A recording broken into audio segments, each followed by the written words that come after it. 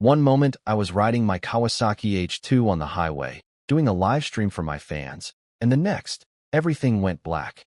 When I woke up, I was standing in a vast wilderness full of tall trees and thick bushes. No road, no bike, no nothing. A strange glowing screen appeared in front of me after I touched my temple. It said I was now a survivor in a place called the birthplace. Apparently, 5 billion people between ages 18 and 50 had been transported here. Everyone else back home was sealed away, and if I died, my sealed relatives would die too. Since I grew up as an orphan, I wasn't sure what that meant for me, but the rules still sent a chill down my spine. The rules were simple but scary. I had 3 days of basic protection where dangerous creatures were less likely to notice me. During the day, I could explore and gather supplies. At night, I had to hide in a shelter, or something terrible would happen. Gray fog would roll in every night, and if it ever turned black, I needed to fight for my life. After the 3-day protection ended, some kind of natural disaster would be announced. I checked my personal panel. Level, ordinary, age 26, height 183 centimeters. There was a regional chat channel with 10,000 people, and everyone was panicking, bragging, or crying for help.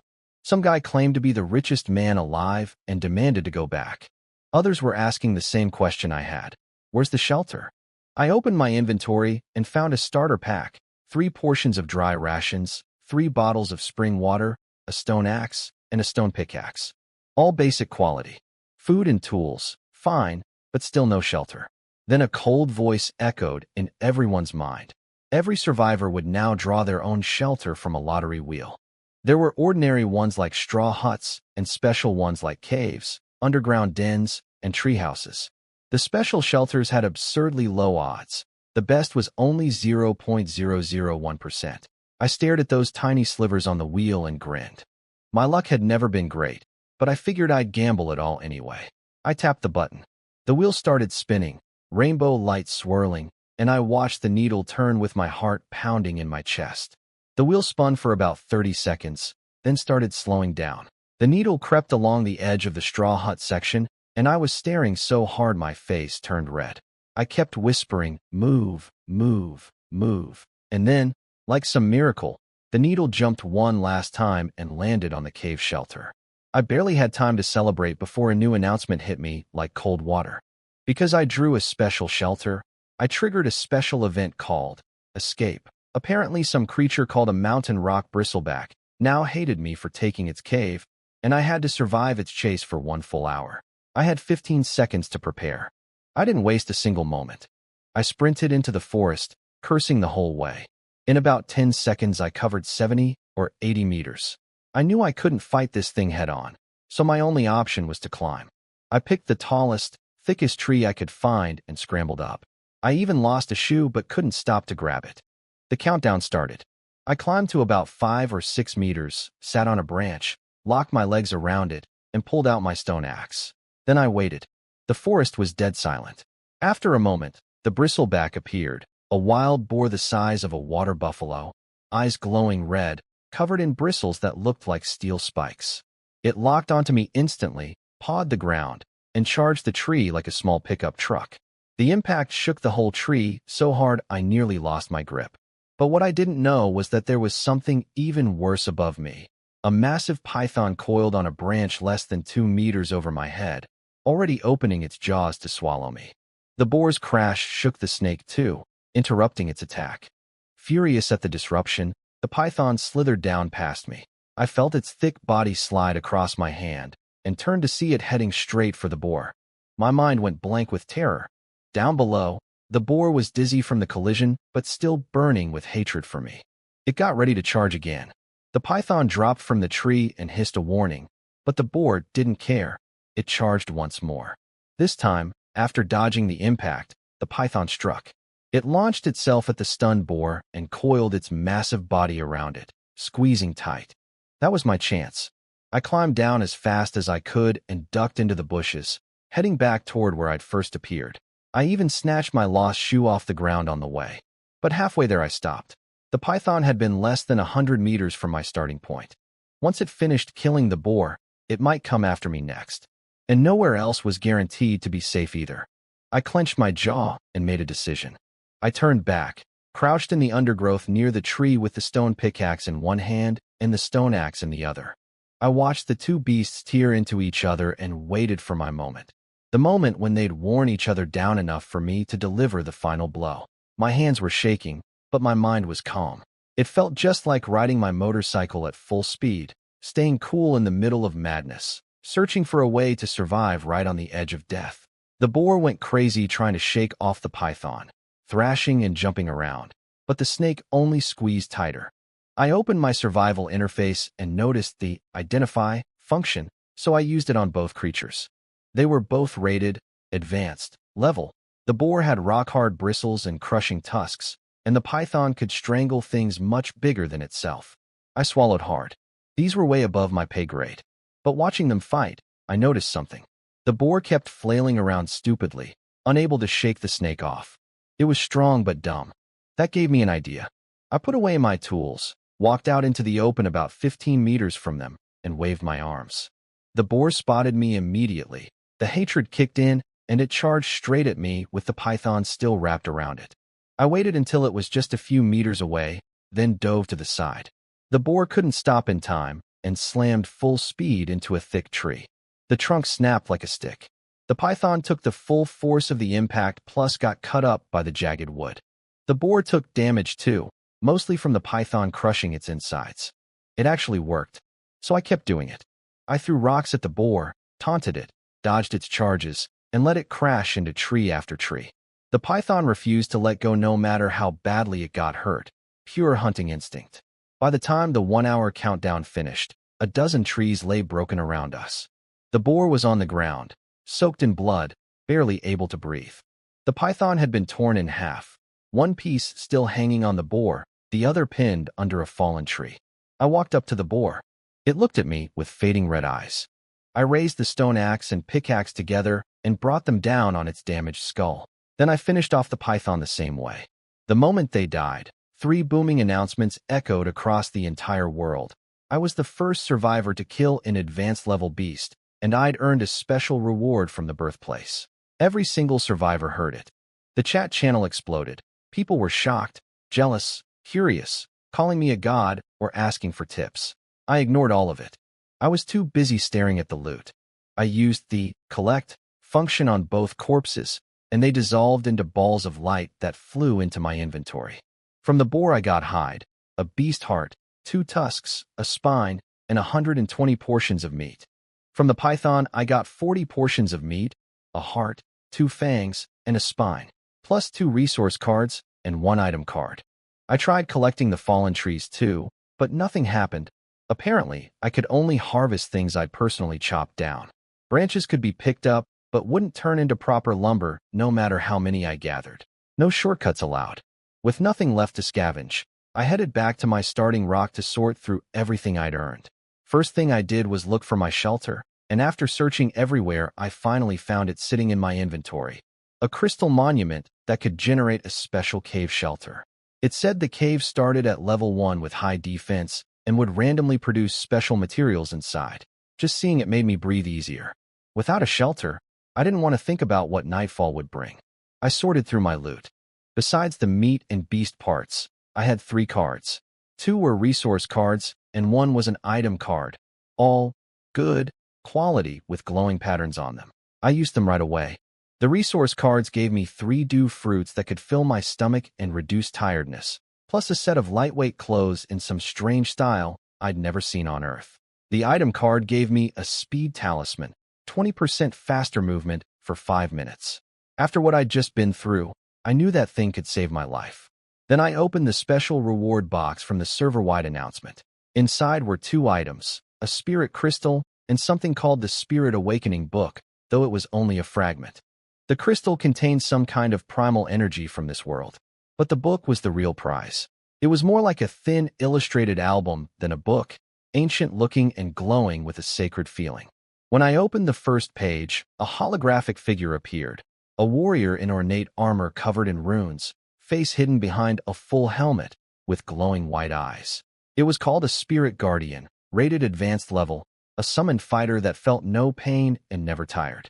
If I'd had one of those during the boar fight, I wouldn't have nearly died. The creation recipe needed a main module for submodules and 2 special modules. I slotted the spirit crystal as the main module. For the submodules, I used beast hearts, hide, tusks, and spine bones from my kills. That worked. But duplicate parts from different beasts didn't stack, so I had to pick one set of tusks, not both. The 2 special module slots stayed empty. I'd have to find those somewhere before I could actually create the guardian. I tried placing my shelter crystal at my spawn point, but it told me the conditions weren't met. So I picked a direction where the trees looked thinner and started walking. About an hour after I left, something showed up near my old spot. A terrifying lizard-like creature with blood-red scales, cold slit pupils, and claws that carved holes in the ground with every step. It sniffed around the big rock where I'd been standing, lingered for a while, then left. I never knew how close I came. As I moved through the forest, I kept spotting dangerous creatures. A dog-sized mole with claws dozens of centimeters long was digging up fist-sized ants and eating them. Advanced level, just like the boar and the python. That was the 3rd one I'd seen. This place was crawling with powerful beasts. I crouched in the bushes and started to sneak around it. Then I heard a faint sound. I dropped flat on the ground and watched. The mole heard it too and froze. After a long silence, the mole went back to digging, and I thought maybe I'd imagined it. But the moment I started to move, a black shadow shot out from the side. A flash of dark light, and the mole was gone, snatched away instantly. Only its severed head remained on the ground. I didn't even see what did it. Whatever that thing was, it was on a completely different level. I got out of there as fast as I could. After nearly 7 hours of constant tension, I was exhausted, but I couldn't afford to rest. Night was only a few hours away. I kept pushing forward, and after walking about 3 kilometers, I finally found a spot that looked right for building my shelter. I found a clearing in front of a small cliff face, maybe a few dozen meters tall, made of dirt and hard rock with trees growing on top. It looked like a chunk of ground had been pushed upward. I pulled out the shelter crystal and used it. The system confirmed the location worked. A flash of white light hit the cliff wall, and when it faded, a wooden door stood there. My cave shelter was built. The door was rough, gray-brown planks with small gaps between them, and a 3-finger-wide space at the bottom where a rat could easily squeeze through. Behind the door was a wooden bar I could use to lock it from inside. The cave itself was dark and had a small stone fire pit on the right side with a few bits of charcoal burning. I tossed in some branches to get a proper flame going. Once I could actually see, I looked around and my jaw dropped. The place was about 6 by 4 meters, 20 square meters of bare rock walls. No bed, no storage, nothing. Just the fire pit and a hexagonal crystal monument embedded in the center wall. That was it. I nearly lost my life fighting that giant boar for this. I was furious. I ate a dew fruit to calm down, but the more I thought about it, the angrier I got. I grabbed my stone axe and stormed outside to chop trees. After an hour and a half, I was completely drained, but had gathered 11 units of lumber. Each tree took about 30 minutes to fell and gave around 5 units of wood. The stone axe was slow and had limited durability, maybe 10 trees before it broke. I figured a full day of hard work would yield 40 to 60 units at best. With the sky getting dark, I rushed to plug the gap under the door with a wooden plank and some rocks. The smaller cracks I couldn't fix. That would have to wait for an upgrade. Looking at that flimsy door gave me a bad feeling in my gut. I sat by the fire and opened the chat channel.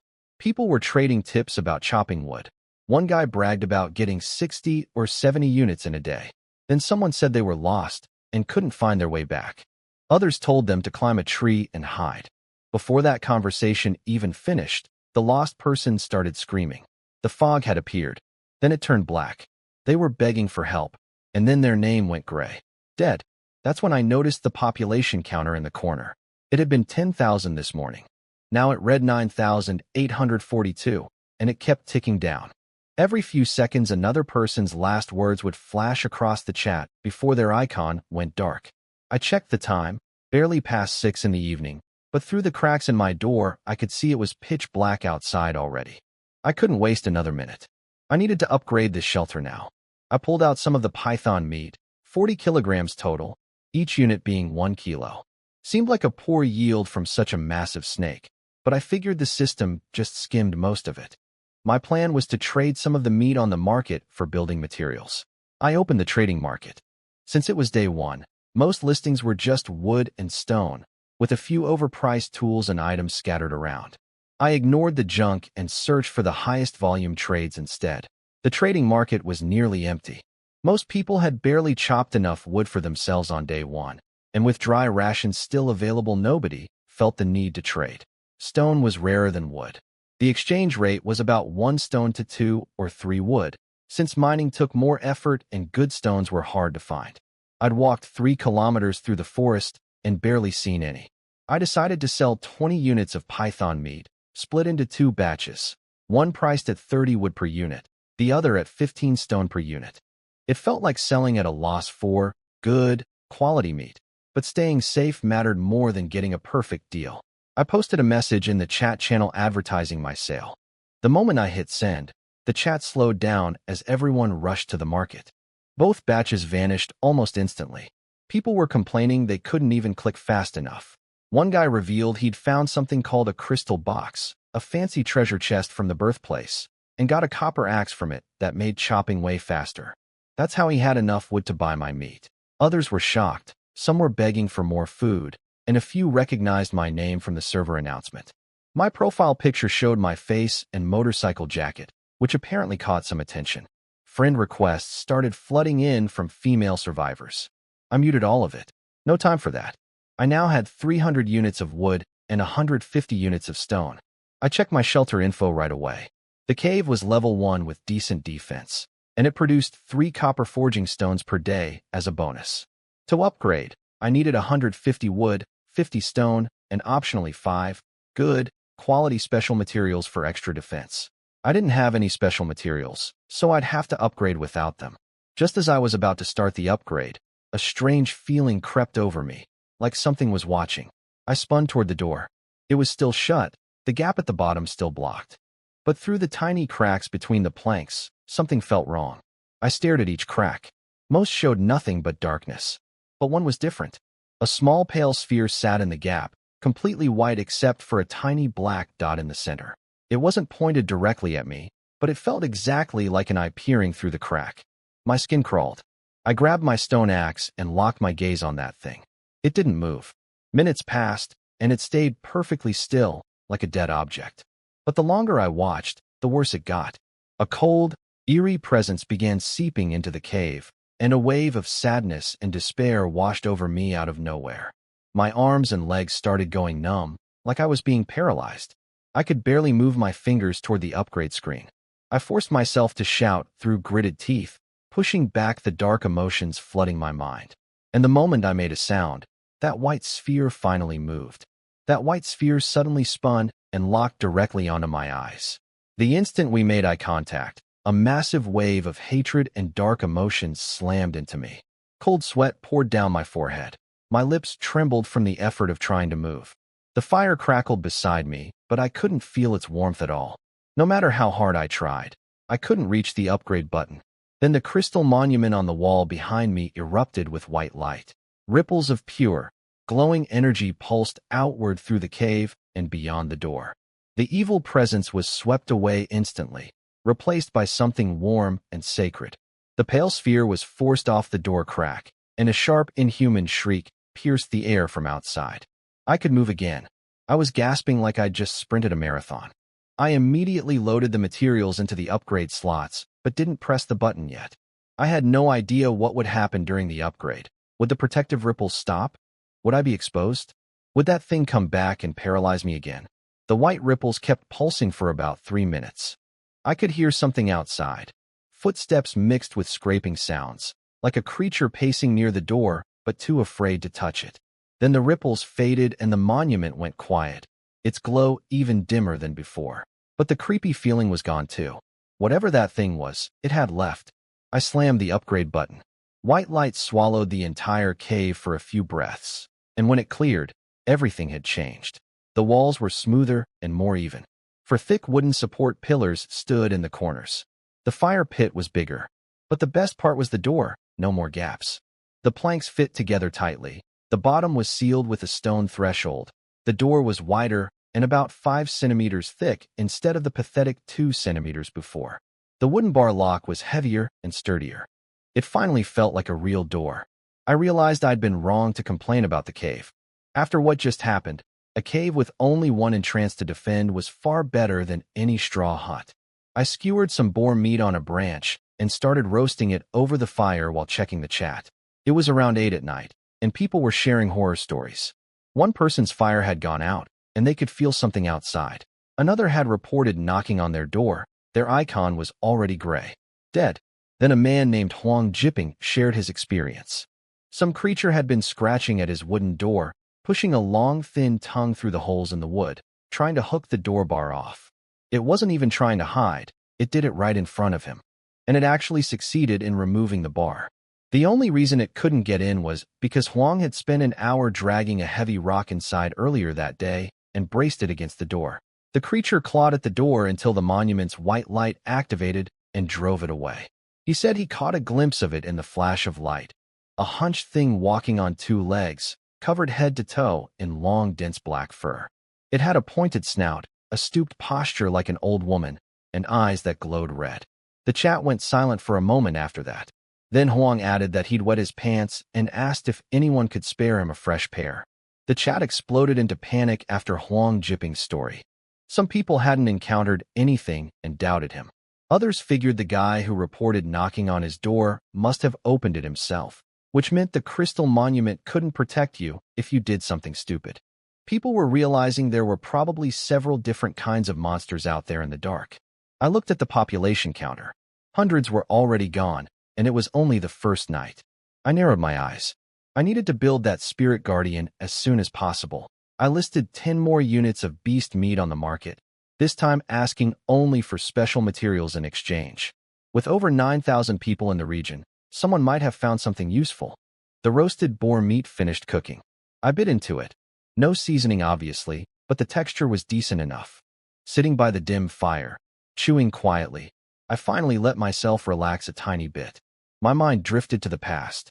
My parents died in a car accident when I was little, and my aunt's family took me in. They treated me well, like their own kid. I had a decent childhood, all things considered. I wondered how my best friend Chu Sheng was doing. We'd been neighbors since I was adopted, grew up together. No way to find out now. After finishing the meat, I looked around the bear cave and realized I couldn't just sleep on dirt. I checked the crafting menu and found tools like stone axes and pickaxes, but no furniture. So I searched the trading market and found someone selling a blueprint for a basic long wooden table, 20 units of wood. I bought it without haggling, used 10 more wood to build it, and placed it in the cave to hold my beast materials and free up inventory space. I changed out of my motorcycle jacket into the lightweight clothes, laid wooden planks on the ground in a corner, spread the huge boar hide over them as a makeshift bed, and collapsed. Sleep came fast. Meanwhile, somewhere far away on a small island surrounded by fog and ocean, there was apparently another survivor with a very different situation. A massive glowing willow tree stood at the center of the island, its branches shimmering green like fireflies, pushing back the fog in a 5-meter radius. A treehouse sat among its branches about 3 meters up. Inside was a tall, powerfully built man named Yi Jun, a real elite soldier, captain of the nation's top special forces unit. He'd been mid-mission, taking down a criminal, when he got transported here. All his gear was stripped except his combat uniform. He'd drawn a treehouse shelter and triggered a kill event against a giant sloth that stood as tall as a man, with razor-sharp claws. Being a top-tier soldier, he managed to fight it barehanded using the willow tree for cover, though he took serious injuries. A healing item from a dropped card saved his life. Now he was sitting in his treehouse, bandaged and scratched up, trying to contact other military personnel in the region, but he'd only found a handful so far. Back on his island, Yi Jun was using coded military language in the chat to find other government personnel. He'd located 3 so far from different departments, and they agreed to help each other. That night, he looked out through his treehouse window and saw the fog thickening over the sea. One patch turned from gray to pure black, and within it he spotted a pair of crimson eyes staring at him before vanishing. Something was lurking out there in the water, radiating pure malice, but it never came ashore. It drifted away with a faint, eerie laugh. The next morning I woke up sore all over from yesterday's effort. I checked the market first. My meat listing was still up, untouched. Plenty of people had sent trade requests, but almost all of them were offering basic materials. After scrolling through dozens, one finally caught my eye. A woman named Huang Wenwen offering 1 copper forging stone for 1 unit of beast meat. I added her as a friend and asked how many stones she had. She tried to set the price at 2 stones for 1 meat, claiming the stones were hard to mine. I knew better. Nobody else needed copper forging stones right now. Meat was the real necessity. I pushed back. 5 stones per meat. She countered at 3. I said 4, take it or leave it. After a long silence, she sent the trade request at my price. For copper forging stones for 1 unit of high-grade meat. Done. My shelter monument had also produced 3 of the same stones overnight, so now I had 7 total. I opened the Spirit Awakening book and confirmed the copper forging stones worked as special material. Just 1 more type of special material, and I could create my spirit guardian. I pushed open my upgraded door and stepped outside carefully. The sky was overcast, the forest quiet except for occasional rustling in the grass. I picked a direction where the trees grew thick and dark and headed in. About an hour of walking later, after sneaking past a feeding beast, I reached the edge of an underground cave. The entrance was a huge dark hole in the ground, like some ancient creature's open mouth. Scattered bones lay around the opening. Something obviously lived down there. I made a mental note of the location and was about to leave quietly when a faint glimmer caught my eye. Half hidden behind some trees, near the cave entrance, sat a box. Even from what little I could see, it looked extraordinary. White jade material with glowing patterns along the edges and some kind of liquid swirling inside. Next to it grew a strange-looking plant. I crept over as silently as I could, eyes fixed on the dark cave the whole time. The moment I got close enough, I grabbed the box and shoved it into my inventory without even checking what it was. Then I turned to run. That's when the strange plant moved. The plant was wrapped in vines with a single flower blooming on top. The moment I grabbed the box and turned, those vines unraveled like little snakes and shot toward me. I took one look and bolted, cursing as I ran. I got a good 10 meters out, but the vines were faster. I dodged between trees, trying to use the terrain, but tripped on a branch and crashed into the grass. The vines raced across the ground straight at me. I was about to use my speed talisman when they suddenly jerked to a stop half a meter from my face, like a rope pulled tight at its limit. After a moment, they slowly retracted back toward the plant. I scrambled away, got up, and flipped the thing off. I swore I'd come back and burn it someday. I hid behind a boulder to catch my breath and finally checked what I'd risked my life for. It was called a White Star crystal box. Good quality, containing 1 to several random items. I pressed the crystal on top, and it burst open with white light. 2 glowing orbs came out, 1 white and 1 green. Only 2, which was disappointing. The first was a blueprint for a stone cooking pot. Basic quality, nothing exciting. The second was a copper short blade. Good quality, heavy but usable for combat.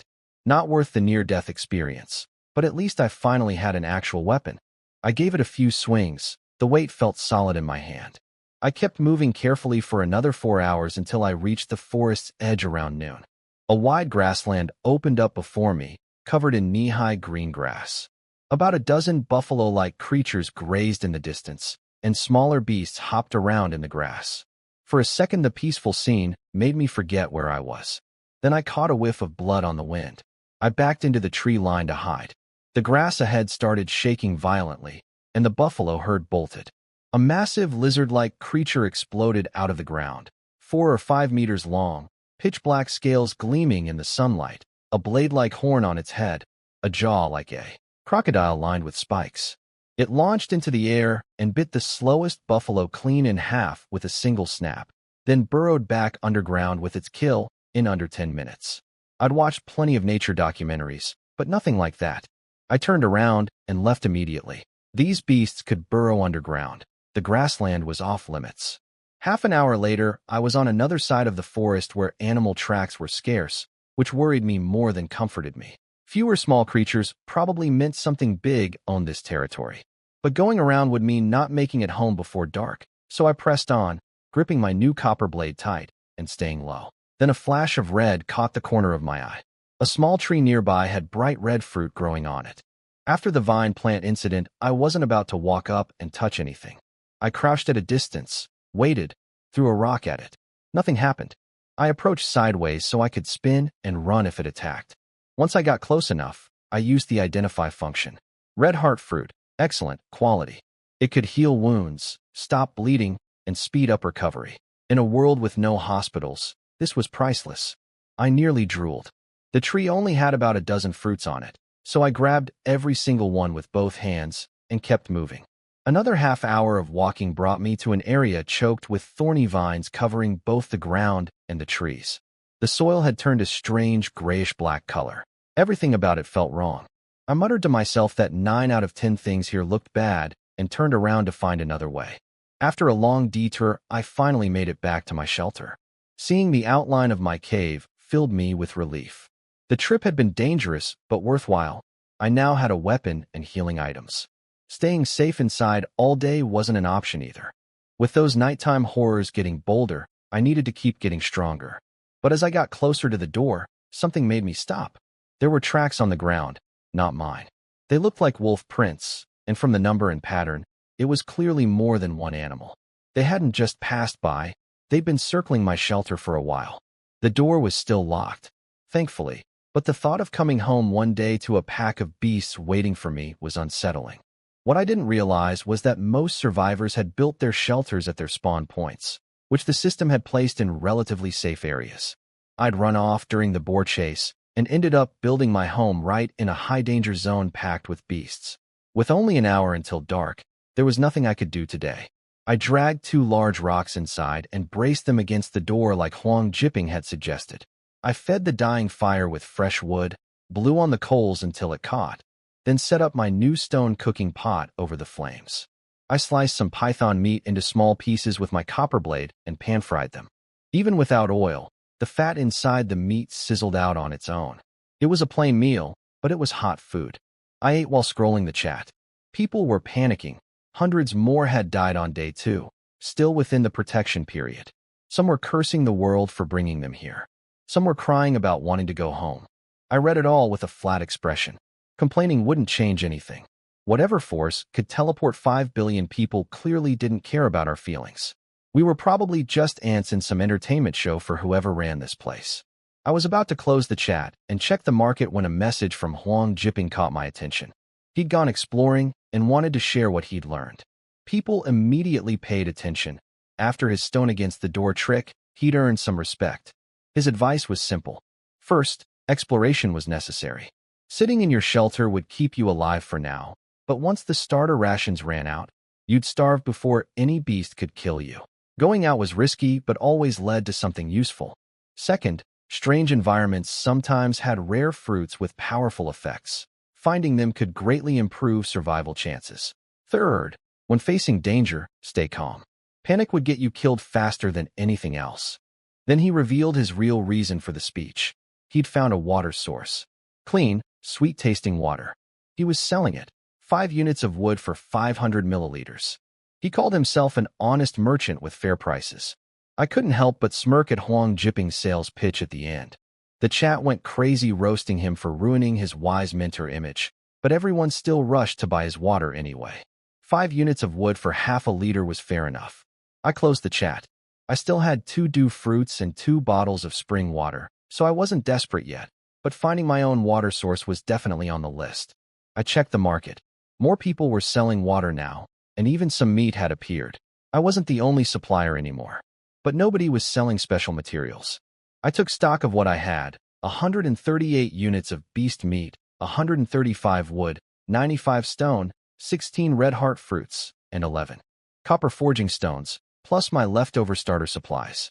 Since food didn't expire in the inventory, time seemed to freeze inside it. There was no rush to sell. I spent the rest of the night watching the market for special materials. Nothing showed up. The chat was grim as usual, people sharing horror stories or writing farewell messages. The death count from nighttime was actually lower than daytime. The shelter monuments kept most people alive, but the numbers still ticked down. Around midnight, I lay on my plank and hide bed staring at the ceiling. Tomorrow was day 3. The basic protection period would end. What would happen then? I woke up feeling much less sore. After a quick breakfast of 1 dew fruit and some water, I grabbed the stone hoe and shovel I'd crafted the night before and got to work outside my door. My plan was simple. Dig 2 pit traps right where the wolf tracks had been thickest. The sandy soil was soft enough to dig through without too much trouble, but it still took over 3 hours of nonstop work. 2 pits, half a meter wide and a meter deep each. I jammed sharpened wooden stakes into the bottoms, just tree branches I'd whittled the night before. Then I laid wooden planks across the top. Each one cracked nearly through at the center so they'd snap under weight, and covered everything with a layer of sand. I stared at the finished traps in silence. I had no idea if those crude wooden spikes could actually hurt whatever came prowling around. I had no idea if the camouflage would fool anything. I only knew that doing nothing meant dying for certain. After draining my last bottle of spring water, I headed out to explore a new direction. I didn't plan to go far today, just check the nearby area. I pushed through tall grass, poking ahead with a stick to avoid snakes, then entered a stretch of forest where the trees were noticeably bigger and darker than what I'd seen before. I found a pile of scattered rocks and collected 35 units of usable stone. The deeper I went, the larger the trees grew, like walking into some prehistoric jungle. Everything was dead silent, not even birds. Then a massive roar shattered the quiet. Small creatures scattered through the underbrush all around me.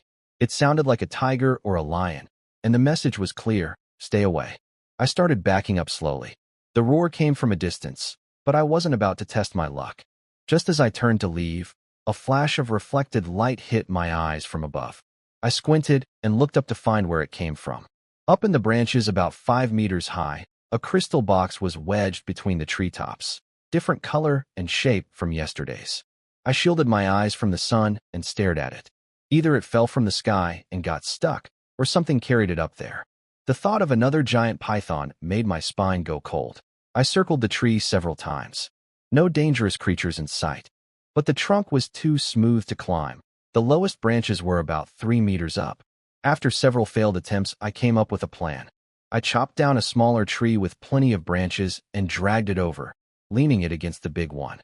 The smaller tree's branches caught on the larger tree's limbs and held, though it wobbled badly. I climbed it anyway. I reached the crystal box, but couldn't quite grab it. I pulled out my axe and tried to knock it loose. It was stuck tight. After multiple swings, I finally gave it everything I had. The box fell, but the force threw me off balance. I slipped and went down face first, bouncing off a couple of branches on the way. The smaller tree's foliage broke some of my fall before it snapped, and I slammed into the ground hard. I scrambled up and checked myself. My motorcycle jacket had saved me again, just a few rips. My face had 2 bruises, though. I picked up the box, muttered, "Can't stop me," and got out of there before anything came to investigate the noise. At a safe spot, I identified it. A jade crystal box, excellent quality, 1 tier above yesterday's white one. I cracked it open and got 4 items. Some basic dried meat. A mud swamp bomb that could create a swamp on impact, trapping any advanced level creature for 5 minutes. A copper axe for faster wood chopping. And the real prize, a survey stone disc, excellent quality, usable 3 times. Each use revealed all crystal boxes within a 1-kilometer radius. The swamp bomb alone was worth the bruises. If those wolf-like beasts came back to my door, I had an answer now, as long as they weren't above advanced level. I used the survey disc immediately. First skin showed nothing nearby. I walked another kilometer, nearly bumped into some pangolin creature, circled around it, and scanned again. This time a green dot appeared about 300 meters away. I found a good quality white star crystal box hidden in the grass. I moved to a new area, scanned one last time, and found a jade crystal box sitting right on the ground. The disc crumbled after its 3rd use, but 3 boxes from 1 tool was a great deal. I opened both near my shelter. From the 5 items total, the basic stuff included some supplies and a pair of beast hide shoes with hard soles and soft fur lining, comfortable and protective. The better items were 5 white light gems that glowed steadily in the dark, solving my cave's lighting problem, and a clear sage tree seed, excellent quality. Plant it, and it would grow into a tree whose leaves could neutralize most elite-level poisons. I stared at that seed with fire in my eyes. In a world this dangerous, an antidote tree would be priceless. If I grew it successfully, everyone would want its leaves. I could see a business opportunity forming. The only disappointment was still no second type of special material for my spirit guardian. But the haul was more than enough. With 3 hours until dark, I rushed back toward my shelter. But when I got close enough to see the area in front of my door, my eyes went wide. About 200 meters from my shelter, I crouched behind thick bushes and saw them. 4 wolf-like beasts prowling in front of my door. They had deep gray fur stiff as steel needles and thick, powerful tails. 3 were ordinary-sized, but the 4th was much bigger, about 1.5 meters long, sitting upright in front of my door with front legs that looked almost like arms. I identified them, gray leap wolves. The big one was advanced level, the other 3 ordinary. Pack hunters that could take down powerful prey in small groups. One of the ordinary wolves had stepped into my trap. The sharpened sticks hadn't hurt it, but its leg was stuck in the pit for now. The other 2 were scratching at my door, while the leader stared at it like it was deciding how to get in. I couldn't fight 4 wolves head-on, but time was running out. If they were still here at nightfall, I'd be stuck outside with them and whatever came out in the dark. I tried climbing a tree to think, but the moment I started, the advanced wolf heard me. It growled, and all 3 free wolves charged my way. I scrambled up as fast as I could. They circled below, snarling and jumping. The big one could leap impressively high, but still couldn't reach me. Then it actually tried to claw its way up the trunk. My heart nearly stopped, but it couldn't manage it. I needed a plan, and I needed it now. I started throwing stones down at them. Not to hurt them, just to annoy them and herd them closer together.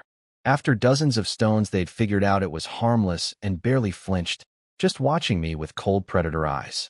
The advanced wolf even looked amused, like it was watching prey run out of options. But they were standing exactly where I wanted them. I pulled out the mud swamp bomb and hurled it down.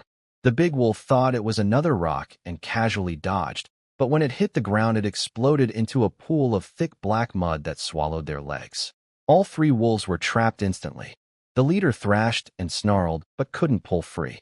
I stood up on the branch, looked down at them with cold eyes, gripped the copper axe in one hand and the copper blade in the other, and jumped. I didn't know if it would work. I didn't know if the swamp would trap me too. I only knew this was my one chance. I landed on top of an ordinary wolf, crushing it into the mud as a cushion. At the same time, I brought the axe down with everything I had onto the advanced wolf's skull. The force of falling from several meters drove the blade deep into its head. Blood sprayed everywhere, soaking me red. My legs were numb with pain from the impact, but I could move. The swamp didn't hold me. The axe was stuck in the wolf's skull and wouldn't come out, so I grabbed its head with my left hand, found my target, and drove the copper blade straight into its eye socket. The big wolf went limp instantly. Its fierce eyes went dull, and its massive body collapsed into the black mud. The other 2 ordinary wolves were helpless. One was meters away and stuck. The other was the one I'd crushed into the swamp. They stared at me, still snarling, but deep behind the ferocity, I could see something new in their eyes: fear. I yanked the axe out of the advanced wolf's skull and finished off the one I'd used as a landing pad with a single blow. Then I walked over to the 3rd trapped wolf. It bared its teeth at me. I smiled right back, eyes full of killing intent, and hacked its head apart. The swamp faded shortly after. The 4th wolf, the one that had been stuck in my pit trap, finally freed itself and came running at me. My legs were screaming with pain, and I wasn't sure I could take another fight. So I cut off the leader's head, walked out of the trees, and threw it at the charging wolf's feet.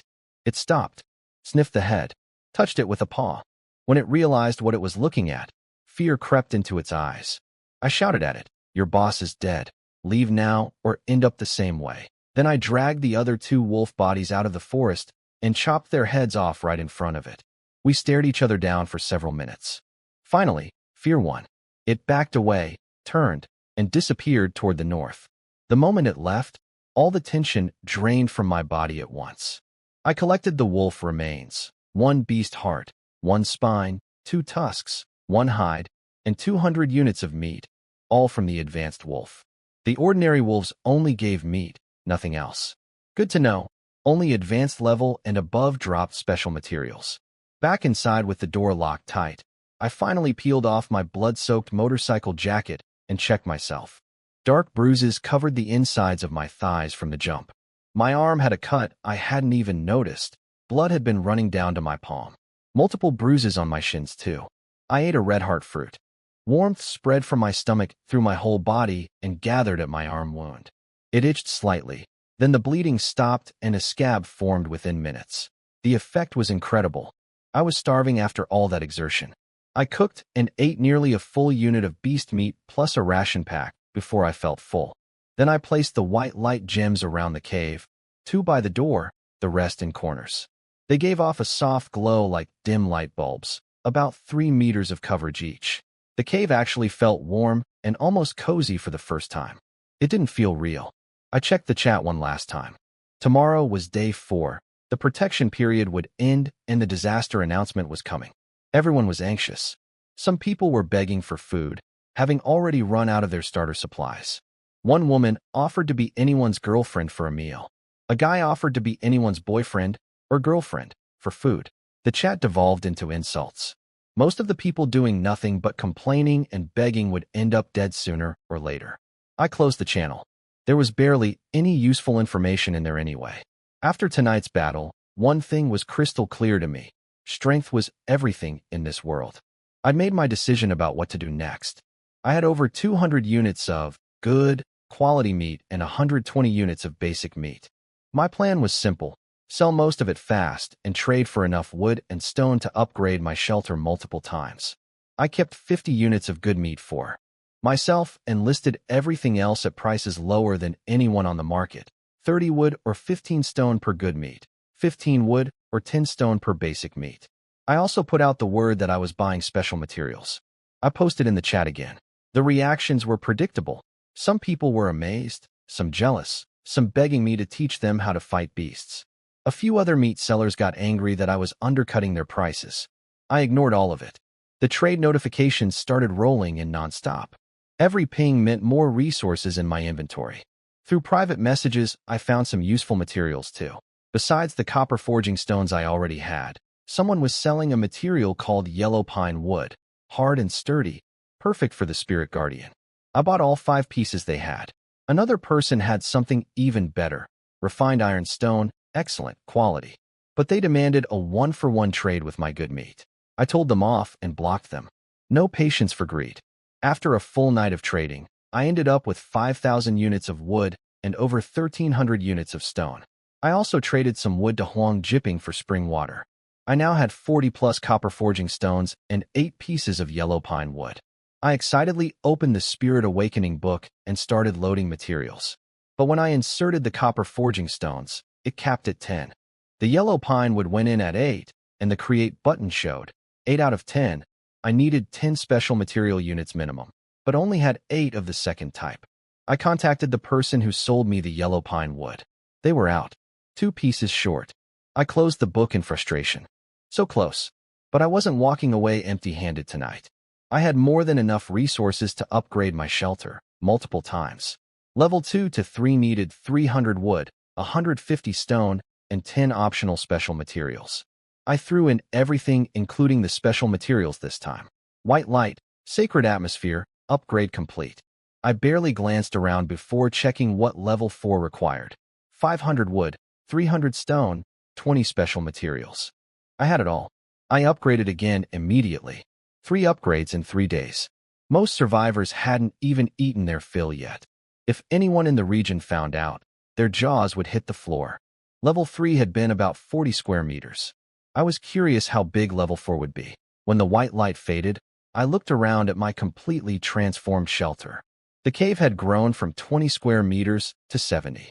The walls and ceiling were now smooth, solid stone. It looked almost like a proper house.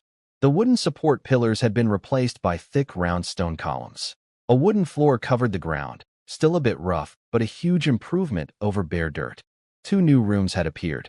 One by the door turned out to be a small bathroom, about 5 square meters with something like a squat toilet. No running water, so I'd have to flush it manually, but at least I wouldn't need to use a water bottle in the middle of the night anymore. The other room was about 10 square meters, empty except for my makeshift plank and hide bed. The old fire pit was now a proper stone stove built on a stone base to protect the wooden floor. It had a slot at the bottom for feeding in wood and 2 cooking holes on top. The extra warmth drove out the cave's chill, but the best part was the door. The old plank door was gone, replaced by a massive thick slab of wood reinforced with copper fittings. The stone doorframe was built right into the cave wall. Two heavy wooden bars sat on copper roller mechanisms. Push them forward, and they'd slide into the door's locking brackets, sealing everything tight. The door was now 2.5 meters tall and 1.5 meters wide. The daily copper forging stone output had increased to 10. This finally felt like a real shelter. I checked the upgrade requirements for level 5. 1,000 wood, 500 stone, and 50 special materials. No longer optional. I didn't have enough special materials, but level 4 was more than sufficient for now. That thick door alone let me sleep in peace. I bought a wooden bed frame from the market, laid beast hide over it, and actually had a real bed for the first time. I used some spring water to wash up. 3 days without bathing was unbearable. Changed into my light clothes, and collapsed into bed. I'd barely closed my eyes when the birthplace's cold voice rang out. The 3-day protection period was over. Unknown creatures would increase, and survivors would be easier to detect. Then came the disaster announcement. Crimson Gale. In 7 days, scarlet winds from the deepest fog would sweep across the entire birthplace for 3 straight days. The sky would turn red, and the screams of survivors would be swallowed into the storm. Then a shelter ranking was announced, top 10 by shelter level, with rewards for each. I opened the chat and saw the leaderboard floating in the corner. When I read the first name, a wave of joy hit me so hard I started clapping like a maniac sitting on my bed. Number 1, Jiang Yunfei. The rest of the list was a mix of names from around the world: Ronald Jason, Yi Jun, Alexandra Yelena, and others. The chat was going absolutely wild, debating how I'd done it, whether I'd cheated, whether I'd somehow known the ranking was coming. I was too busy celebrating to care. Then a terrible thought hit me. What if it was someone else with the same name? I frantically checked my inventory. A reward box was sitting right there. I exhaled with relief. It was really me. The first place reward box burst open with blinding light. 3 items appeared, all excellent quality. The first was a scarecrow of revulsion, a one-use straw doll that could grab the attention of all creatures within 5 meters for 10 seconds. High chance against advanced beasts, lower against elite. The second was a fireblaze lantern, a special lamp that could block certain unknown creatures from sensing me, fueled by spirit crystals. The third was a star-patterned thorn seed. Plant it, and it would grow into a living defense system that followed my mental commands. Every item was powerful. The lantern especially.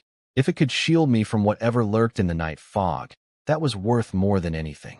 I tucked everything away and lay in bed planning tomorrow's route until I fell asleep without realizing it. I slept until nearly noon. Too many exhausting days had caught up with me. I rushed outside, checked the weather. Overcast, windier than before. A faint sense of unease told me the Crimson Gale was approaching. I dug 2 small holes by the door and planted both seeds, the clear sage tree and the star-patterned thorns, then watered them. I worried about whether nighttime creatures might destroy them, but there was nowhere else to put them. I'd just have to hope for the best. Then I headed into the forest from yesterday, the one with the unusually large trees. I needed to find yellow pine wood to finish my spirit guardian. I identified tree after tree, but found nothing useful. Just when I was about to give up, I came face to face with a strange-looking elk about 10 meters away. I froze and identified it. A giant hoof elk, advanced level, herbivore, generally calm and less provoked. We stared at each other for over a minute before it turned and wandered off. As it left, I noticed the tree behind where it had been standing. Among all the dark green trunks, this one was bright golden yellow. I crept closer and identified it. Yellow pine wood, exactly what I needed. I waited for the elk to move far enough away, then pulled out my axe and swung hard. A sharp clang rang out. I'd grabbed the stone axe by mistake, and it chipped on contact. This wood was incredibly hard.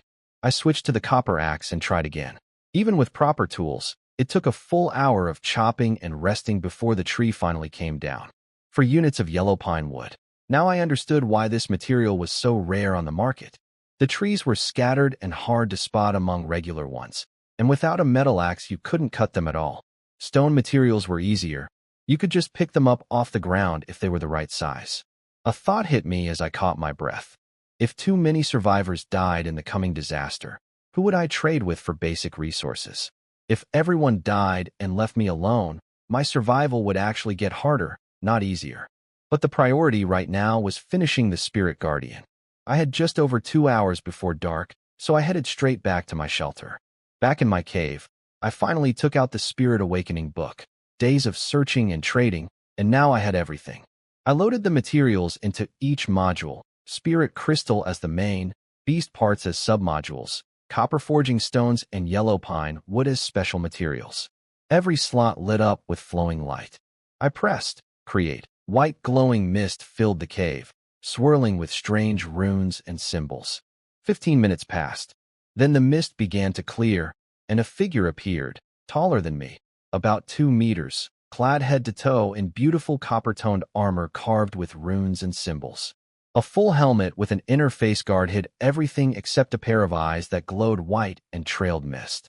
In his right hand he held a long blade made of copper and bone, with carved patterns and a blood groove running down the center. He looked powerful and mysterious. This was my spirit guardian. I hesitated, then said, "Hello." He instantly came to life, tapped his armor in a salute, and spoke in a deep, cold voice. "My lord." I asked if he had a name. "No," short and direct. I thought for a moment. He was created from the mountain rock bristleback's materials, and he was a spirit guardian, so I named him Yinling, Rock Spirit. He accepted without question. I peppered him with questions. Could he remove his armor? No, it was part of his body. Did he need food or sleep? No. As long as his core wasn't destroyed, he'd exist forever. Where was his core? His head. Was he male or female? Neither. He was a consciousness entity created through the spirit crystal with no real gender. Whose consciousness? He went quiet for a long time, then said he had no memories, only combat instincts. Something about that answer felt slightly off, but I couldn't figure out why, so I let it go. I told him to do as he pleased. He scanned the cave, walked to the door, drew his blade, and stood guard. I grinned. A tireless warrior who needed no food or rest, advanced level and strength. The next time wolves showed up at my door, I wouldn't have to risk my life. While cooking dinner, I browsed the chat. The tone had shifted. Less crying and complaining, more trading. People were adapting. I took stock of my situation. I still had beast materials from the gray leap wolf and the green forest python, enough for another guardian submodules. But I was missing a spirit crystal and needed more special materials. Only 10 total of copper forging stones and yellow pine wood combined, not nearly enough. Then I spotted a message from a young man named Wang Weilin. He was running a middleman service. Find any resource, material, or item for a fee. Long-term supplier of basic goods. I smiled. Someone had brought the reseller business to this world. I messaged him with my shopping list. He responded enthusiastically, calling me Boss Jiang and asking about quantities and prices. Professional enough. I offered 4 copper forging stones or 4 yellow pine wood per unit of beast meat, with a preference for trading in basic resources first, about 5 wood per 1 copper forging stone. He promised to find everything as fast as possible. Then, on a whim, I asked if he could find a spirit crystal. I didn't expect much. Mine had come from a special reward, and I doubted many people in the region had one. But to my surprise, Wang Weilin replied right away. Wang Weilin told me someone was actually selling a spirit crystal right now, but the seller wanted healing items in return. They'd been injured killing an advanced beast. I sent over the description of my red heart fruits. The seller agreed to 3 fruits for 1 crystal. I paid 2 fruits up front and asked how the seller had gotten the crystal. Turns out they'd killed an advanced beast, and it dropped 1. That surprised me. I'd killed several advanced beasts and never gotten a crystal as a drop. But the information was valuable. I paid the 3rd fruit without fuss. Wang Weilin refused any commission, saying he just wanted to build a relationship with me. Smart kid. With my ranking and reputation, being my go-to supplier was worth more than a one-time fee. That night, the eerie sounds returned outside my door. Yinling's eyes flared bright, and he started reaching for the door, ready to go fight whatever was out there. I stopped him fast. Going outside in the dark against unknown creatures was insane. I told him to stand guard and alert me if anything tried to get through the door. He obeyed, and for the first time since arriving in this world, I slept deeply and peacefully with a guardian watching over me. The next morning, I made a thin porridge from my last packet of dry rations. From now on, it would be nothing but meat. I went outside to check my plants. The star-pattern thorns had sprouted tiny buds overnight. The clear sage tree was even faster, a small stem with young leaves already showing. Whatever roamed at night hadn't bothered them, maybe because they were still too small to notice. The sky was grayer than yesterday, the atmosphere heavier. Day 5, temperature dropping. The Crimson Gale was 5 days away. I took Yinling south to explore. Having him along changed everything. His senses were sharp enough to detect beasts before we stumbled into them. No more heart-pounding surprise encounters. I searched for more yellow pine wood but found none. We came to a rocky hillside where I spotted a fox-like beast, slightly bigger than a regular wolf, tearing into some prey. Mountain Sly Swift Fox, advanced level, a cunning ambush predator with extreme speed. I needed to test whether spirit crystals really could drop from advanced beasts. I whispered to Yinling from behind the grass. Can you beat it? Kill probability, 73%. Good enough. Go ahead. Yinling moved silently through the grass, circling behind the fox. The fox heard something and froze, crouching low, staring at the rustling bushes ahead. But Yinling had already slipped around to its rear. When the fox backed up cautiously, it stepped right into his attack range. He struck, a flash of cold steel aimed at the fox's back. From where I was hiding, I could see every hair on the fox's body stand straight up as its instincts screamed danger. At the very last instant, it twisted its body at an impossible angle and dodged. Yinling's combat instincts were something else. Even as the fox dodged, he was already redirecting his blade sideways in a horizontal slash. The fox couldn't avoid this one. The blade sliced clean through one of its claws.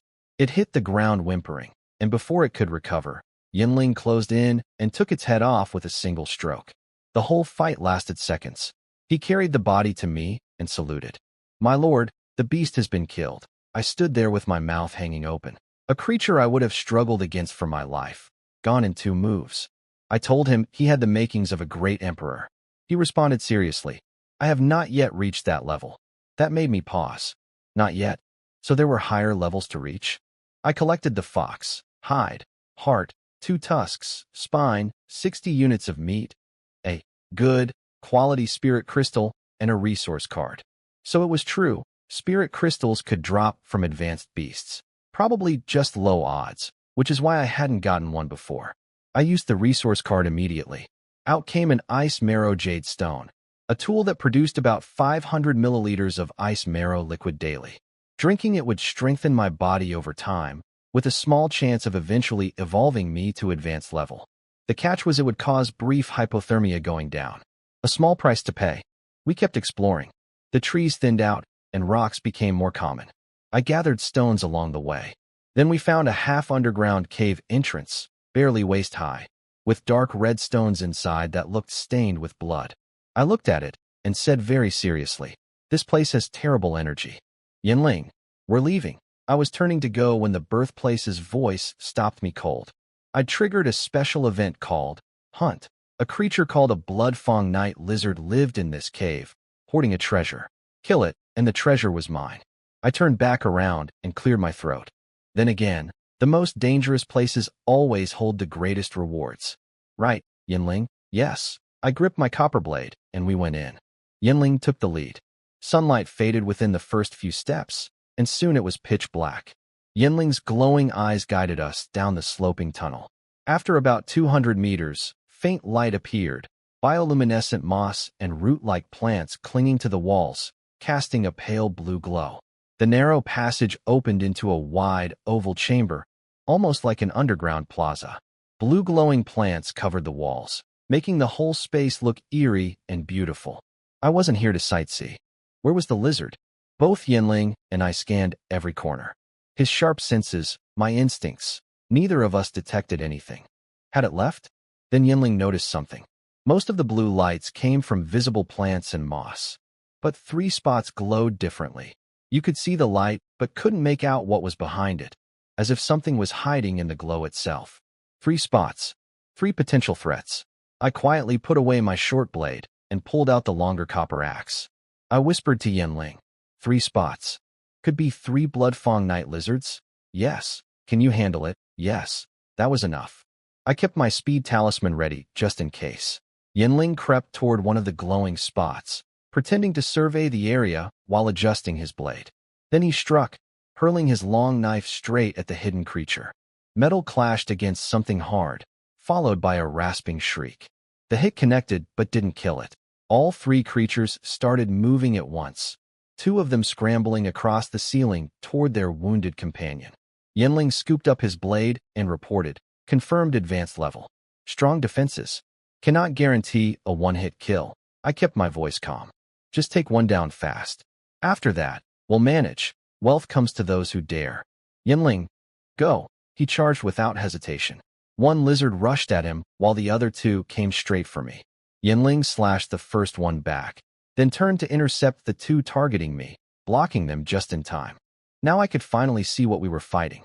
Three lizards bigger than Komodo dragons, covered in dark scales, with blue glowing ridges on their heads and backs. Their mouths were full of blood-red fangs dripping with venom. One bite, and the poison would kill you fast.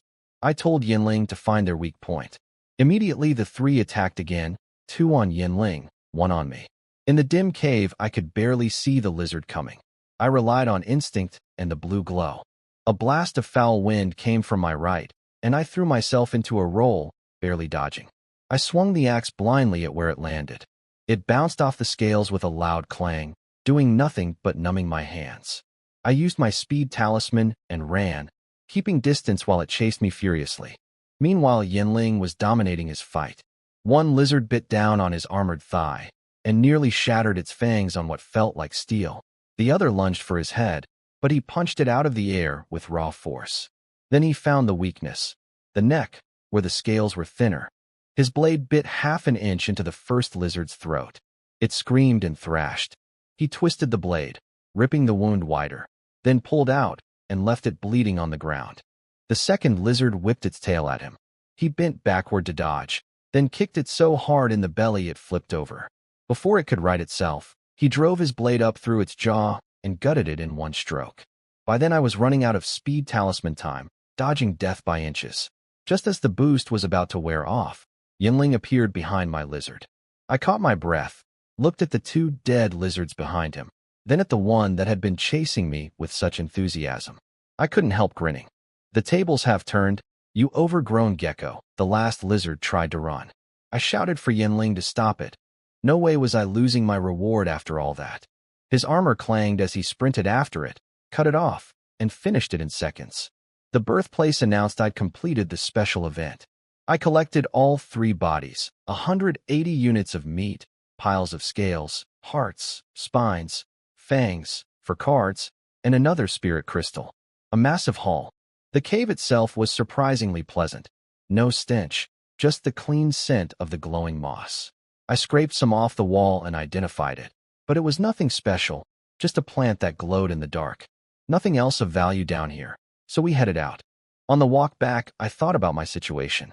I'd explored north and south, and besides trees and beasts there wasn't much. No water source, barely any rare plants. My starting location was genuinely terrible. Back home I changed into my light clothes and sorted everything. I now had 10 tusks, 2 hides, 5 spines, 6 beast hearts, and 180 scales from various beasts. Nearly 300 units of meat total. 3 spirit crystals, 8 copper forging stones, 2 yellow pine wood, and 11 red heart fruits. I set up the ice marrow jade stone in a corner of the cave. When I activated it, a pedestal appeared, like a chunk of cave rock with a small hole in the center that released cold mist. Below it sat a small stone bowl to catch the liquid. It dripped incredibly slowly, but supposedly would produce 500 milliliters per day. This was my only path to personally getting stronger. Drink it long enough, and I might evolve to advanced level. I opened the 4 cards from the lizard fight. The resource cards gave me 5 mountain salt gourds, a gourd-shaped food that provided salt, essential for long-term survival, and a gray hemp blanket, so I could finally stop using beast hide as bedding. The item card produced a calm spirit talisman that boosted perception, would have been perfect in that dark cave. The material card dropped 5 yellow pine wood, which was exactly what I needed. Then I opened the special event reward. A hooded black robe called the Shadow Cloak. Good quality. Wearing it reduced my presence in dim environments, blocked advanced level creatures from sensing me, and had an active ability called Shadow that turned me invisible for 3 seconds with a 1-hour cooldown. The stealth weakened if I got too close to a creature, but still, actual invisibility. I put it on immediately. The world seemed to quiet down around me, sharpening my focus. I tested the invisibility on Yanling, confirmed how it worked, then stored it away, deeply satisfied. I cooked myself a proper meal by the stove to celebrate, scrolling the chat channel while the food sizzled. The chat was its usual mix of despair and anger. Someone had been chased 2 kilometers by a beast and was begging for healing items. Another person had a bear camping outside their shelter day and night, trapping them inside. Someone else was laughing hysterically, saying they couldn't go on. I watched it all in silence. I couldn't save anyone. I could barely keep myself alive. Even as the #1 ranked survivor, all I could do was watch. Then a message from Huang Jiping stopped me cold. I'm lost. The gray fog is here. He explained what happened. He'd found a cave with deposits and spent 2 days mining there. Today, while digging, he heard whispering voices deep inside the cave, like someone murmuring right next to his ear. He found himself walking toward the sound in a daze, drawn in by something. Then everything went black. When he woke up, it was nearly nightfall.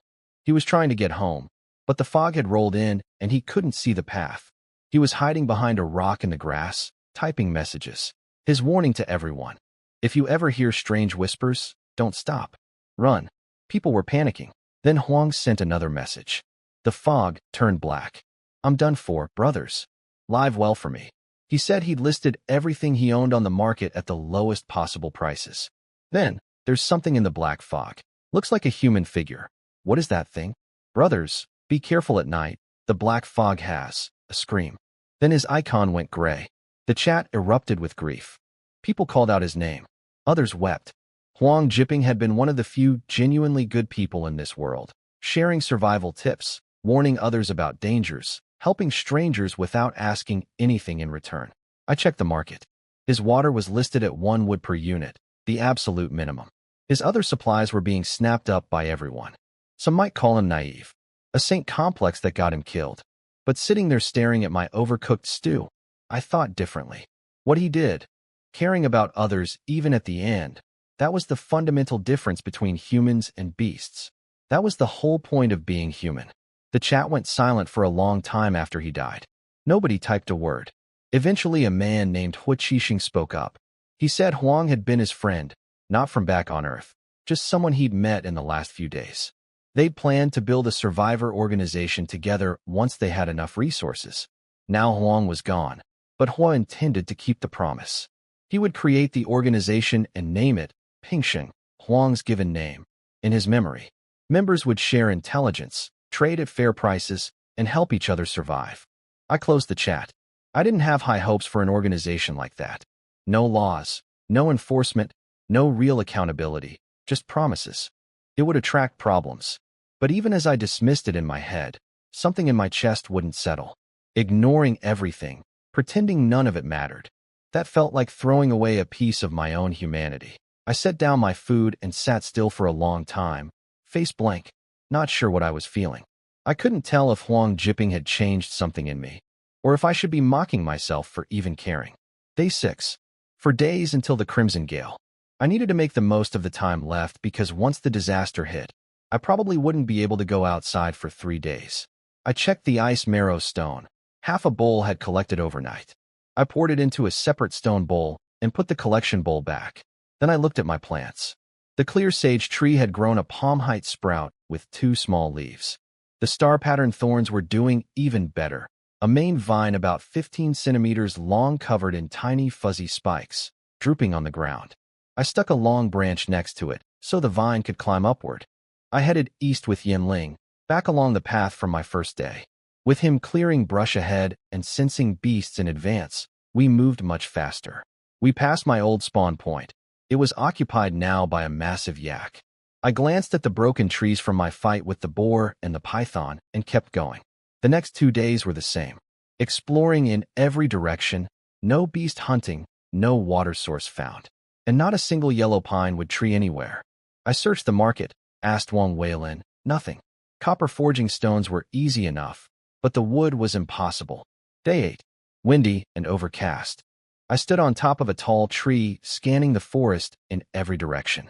5 kilometers explored in every direction and not one yellow pine wood. The market had none. Wang Weilin had none.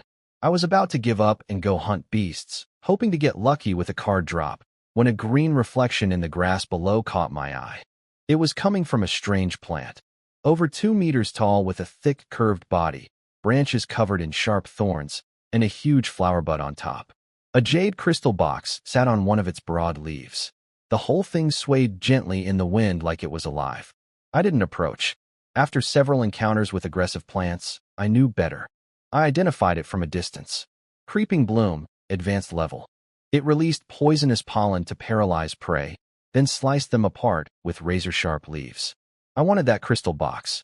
Yanling, can you handle it? Yes, he charged. The plant reacted instantly, tilting its flower bud down toward him. The bud contracted and pulsed like it was gagging, then exploded open, blasting a cloud of thick, dark green toxic fog straight into Yanling's face. The stench hit me from 20 meters away, and I covered my nose and backed up fast. But Yanling had no flesh, no blood, no lungs. The poison did absolutely nothing to him. He burst through the cloud, stepped onto the plant's curved trunk, leaped upward, and slashed through dozens of thorny branches in a single sweep. The plant thrashed its remaining leaves at him, razor-sharp edges that would have cut a person in half. They scraped across his copper armor and left nothing but shallow scratches. He didn't even slow down. He walked straight up the bent trunk to the flower bud and cut it clean off.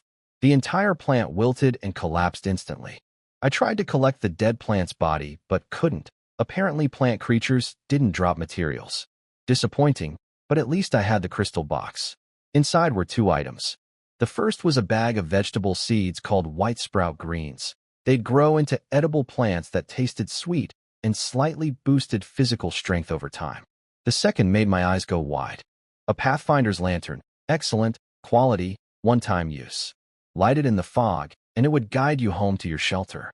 For all the people who died because they got lost after dark, this was a lifeline. But the description had a chilling note at the bottom.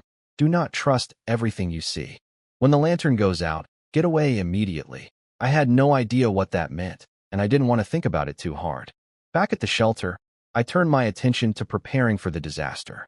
The weather was getting worse every day. Beasts were either hiding or growing aggressive. By 3 in the afternoon, the sky was already dark gray and strong winds bent the trees. It looked like the end of the world. I had enough materials now to upgrade to level 5. 1,000 wood, 500 stone, and 50 copper forging stones. My daily production had accumulated to 57 over these days. I pressed the upgrade button. White light lasted about a minute this time. The cave expanded to roughly 100 square meters. A new room appeared, and my bedroom grew from 10 to 15 square meters. The new room had a wooden cabinet inside that opened into a storage interface with 50 slots, a proper warehouse. I could finally stop piling things on my table. The front door was now covered in copper grid plating, and the locking bars were as thick as my calf. A small fireplace appeared below the crystal monument, bright enough to light most of the cave. I stood with my hands on my hips, looking around proudly. If a level 5 cave shelter couldn't survive the Crimson Gale, then nobody would make it. The daily special material output had changed too. No longer copper forging stones, but refined iron stones, the next tier up at excellent quality. The next upgrade would need 2,000 wood, 1,000 stone, and 100 special materials. Something to work toward. Then came the part of my day I dreaded. The ice marrow liquid. I'd already tried it twice and nearly passed out both times. I'd imagined brief hypothermia meant feeling a little cold. Instead, the thick, freezing liquid going down my throat felt like swallowing ice itself. My whole body went into uncontrollable shivering, like being plunged into a frozen lake. No amount of blankets or fire helped. I almost blacked out each time. I stared at today's portion for a long time, fighting with myself.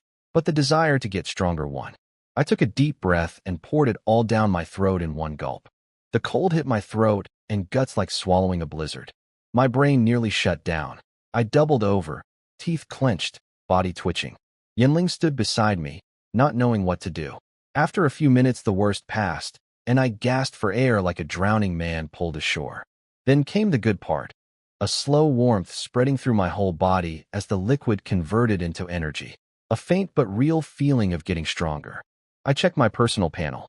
My level still read, ordinary, but now had a percentage, 13%. Each dose boosted me somewhere between 3 and 5%. At this rate, it would take a while, but progress was progress. I crawled into bed and passed out. The next morning, the wind was even stronger. I decided not to explore. If the weather turned suddenly, being far from home would be dangerous. Instead, I focused on moving my 2 plants inside the cave before the crimson gale destroyed them. The star-patterned thorns had climbed a meter up the stick I'd given it. The clear sage tree was about 15 centimeters tall, with tiny branches. Both were growing too slowly for my liking. Neither was even identifiable yet. I messaged Wang Weilin and asked if he could find nutrient-rich soil. He came back with an offer: black fertile soil, excellent quality, which could accelerate plant growth. The seller wanted 5 units of basic meat per unit of soil. I countered. I only had good quality meat. After some back and forth through Wang Weilin, we settled on 2 units of good meat per unit of soil. I bought 4 units and paid Wang an extra unit of meat as commission.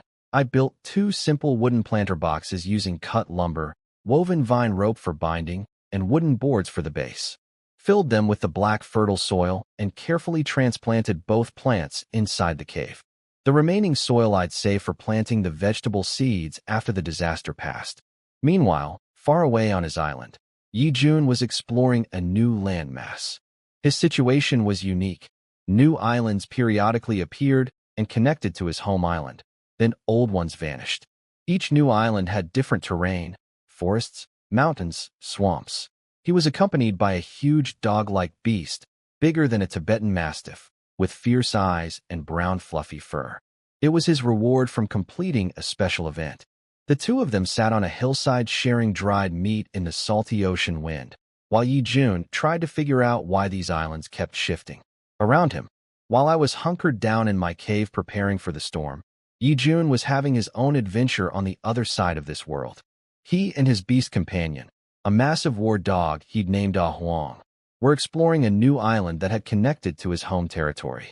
The terrain shifted to a rocky mountain forest with steep paths and jagged boulders. Ah Huang suddenly froze and started sniffing the air. Yi Jun raised his machete. Then the dog barked, looking upward. What Yi Jun saw on the treetop made his blood run cold. A creature that looked almost human stood on the branches staring down at them. It resembled an oversized ape with long arms and wide hands, covered in thin gray hair over corpse-like mottled skin with visible green veins. But the worst part was its face, nearly human, with bulging white eyes and a mouth split wide open in a permanent grin, packed with irregular fangs caked in blood and bits of flesh. It held a severed animal leg and looked at them like a child who'd found a new toy. Ghost-face mandrill, advanced level. A bloodthirsty jungle predator that enjoyed torturing its prey before killing them. Yi Jun started backing away, but then felt eyes on his back. A second one hung upside down from a branch behind him, wearing the same horrifying grin. Trapped front and back with dense forest on both sides. He took his combat stance. Ah Huang, you take the front one. I've got the back. He charged like lightning. The mandrill dodged his first slash easily and kicked him hard enough to send him stumbling backward.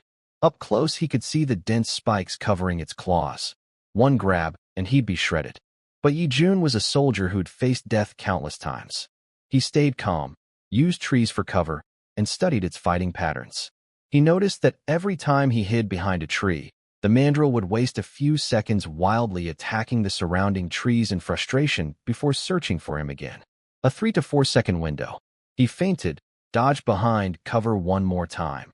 Then the instant the creature started its tantrum, he whipped around behind it with blinding speed and split its skull open with the machete. I told you to stop smiling. Day 9. The wind woke me early.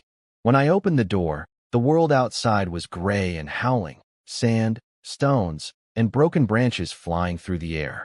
The disaster was 1 day away. I'd already sealed every tiny crack in my door with a mixture of straw and mud. My food supply was solid. Plenty of meat plus a common vegetable called glass heart greens I'd bought from the market. Water had been harder to stock up on. With Huang Jipping gone, other water sellers had jacked their prices up to 30 wood for half a liter. The Pingxing organization stepped in and got 2 of their members who'd found water sources to sell at reasonable prices, but they'd sold out completely. Hua Qixing had been doing good work these past days, urging people to gather wood, upgrade shelters to at least level 3, and stockpile repair materials. He handled the freeloaders and guilt trippers cleanly too, refusing private messages and making everything public in the chat. It cut out most of the manipulation. His organization had grown significantly, and even Wang Weilin was working with them now. The regional population had stabilized around 8,000. Humans adapt fast. Then, as I'd expected, Hua Qixing messaged me directly. He was polite and straightforward. He wanted to cooperate. Specifically, his organization needed meat, and he wanted me to sell at a fair price. I didn't respond right away. Why would I sell cheap when I could wait until the last day and charge a premium? He clearly knew I had a large supply from my previous market sales and from what Wang Weilin must have told him. After a long silence, he played his real card, information, as a show of good faith. One of his members had found a crystal box containing something called a domain stone. According to the description, using it transported the person into a separate area, like a dungeon in a game, where they had to complete tasks for rewards. Inside, the explorer found valuable treasures, healing potions, energy-restoring herbs, and more. He was eventually attacked by unknown creatures and had to flee with serious injuries, but still came out with a significant haul. The most interesting detail, the domain stone was only rated F class, the lowest tier. If F class already had that much inside, what would higher-ranked ones contain? Domain stones. Dungeons with ranked difficulty. Even the lowest F class had valuable loot inside. This was huge. I asked for more details, but Hua Qixing didn't have much beyond that. He then asked if I was worried he'd shared the intel for nothing. What if I refused to sell him meat? I wasn't that kind of person. Besides, having the Pingxing organization as an information source was worth more than squeezing a few extra units of wood out of meat sales. I agreed to sell at fair prices, and in return asked that they share high-value intelligence with me first. He accepted. With business done, I decided to cook myself a proper meal before the disaster hit. I sliced fatty beast meat into chunks, skewered them on sticks over the stove, and made a soup with glass heart greens, meat slices, water, and crushed mountain salt gourd as seasoning. 2 hours later, I had the closest thing to a real dinner I'd eaten since arriving. I even used stone bowls and chopsticks I crafted instead of eating straight from the pot. It felt like a small ceremony, a way to remember the civilization we'd lost. That night the wind howled louder than ever. The chat was full of people panicking about their shelters. Some hadn't reached level 3 yet. One person's roof had been smashed by a falling tree and they couldn't move it. Others were arguing about resources. Meanwhile, I was negotiating for something I'd been wanting, a short-range crossbow blueprint. Good quality. Maximum range of 100 meters. A ranged weapon would let me fight from behind Yanling instead of risking my life in close combat every time. The seller wanted 5 units of meat. I talked him down to 3. I built it immediately, cost 3 copper forging stones and 2 yellow pine wood. A compact bronze crossbow appeared, about 40 centimeters long, weighing roughly a kilogram. Light enough to use comfortably. Then I got Wang Weilin to find me crossbow bolt blueprints. He happened to have some on hand. What a coincidence. I bought the blueprint for 50 wood and crafted 30 bolts using 30 wood and 15 copper forging stones. Each bolt had a sharp bronze tip capable of piercing advanced-level beast hide. I spent the rest of the night practicing in the cave, using a wooden plank as a target. My aim was terrible at first, but I gradually got the hang of it. I kept shooting until the birthplace's voice echoed through the world, and I stopped, rubbing my sore arms, listening. The birthplace announced the first disaster was starting. Crimson Gale, 3 days. After it ended, a regional chat channel would open, and higher-level unknown creatures would become more common. The instant the announcement finished, the wind outside exploded in force.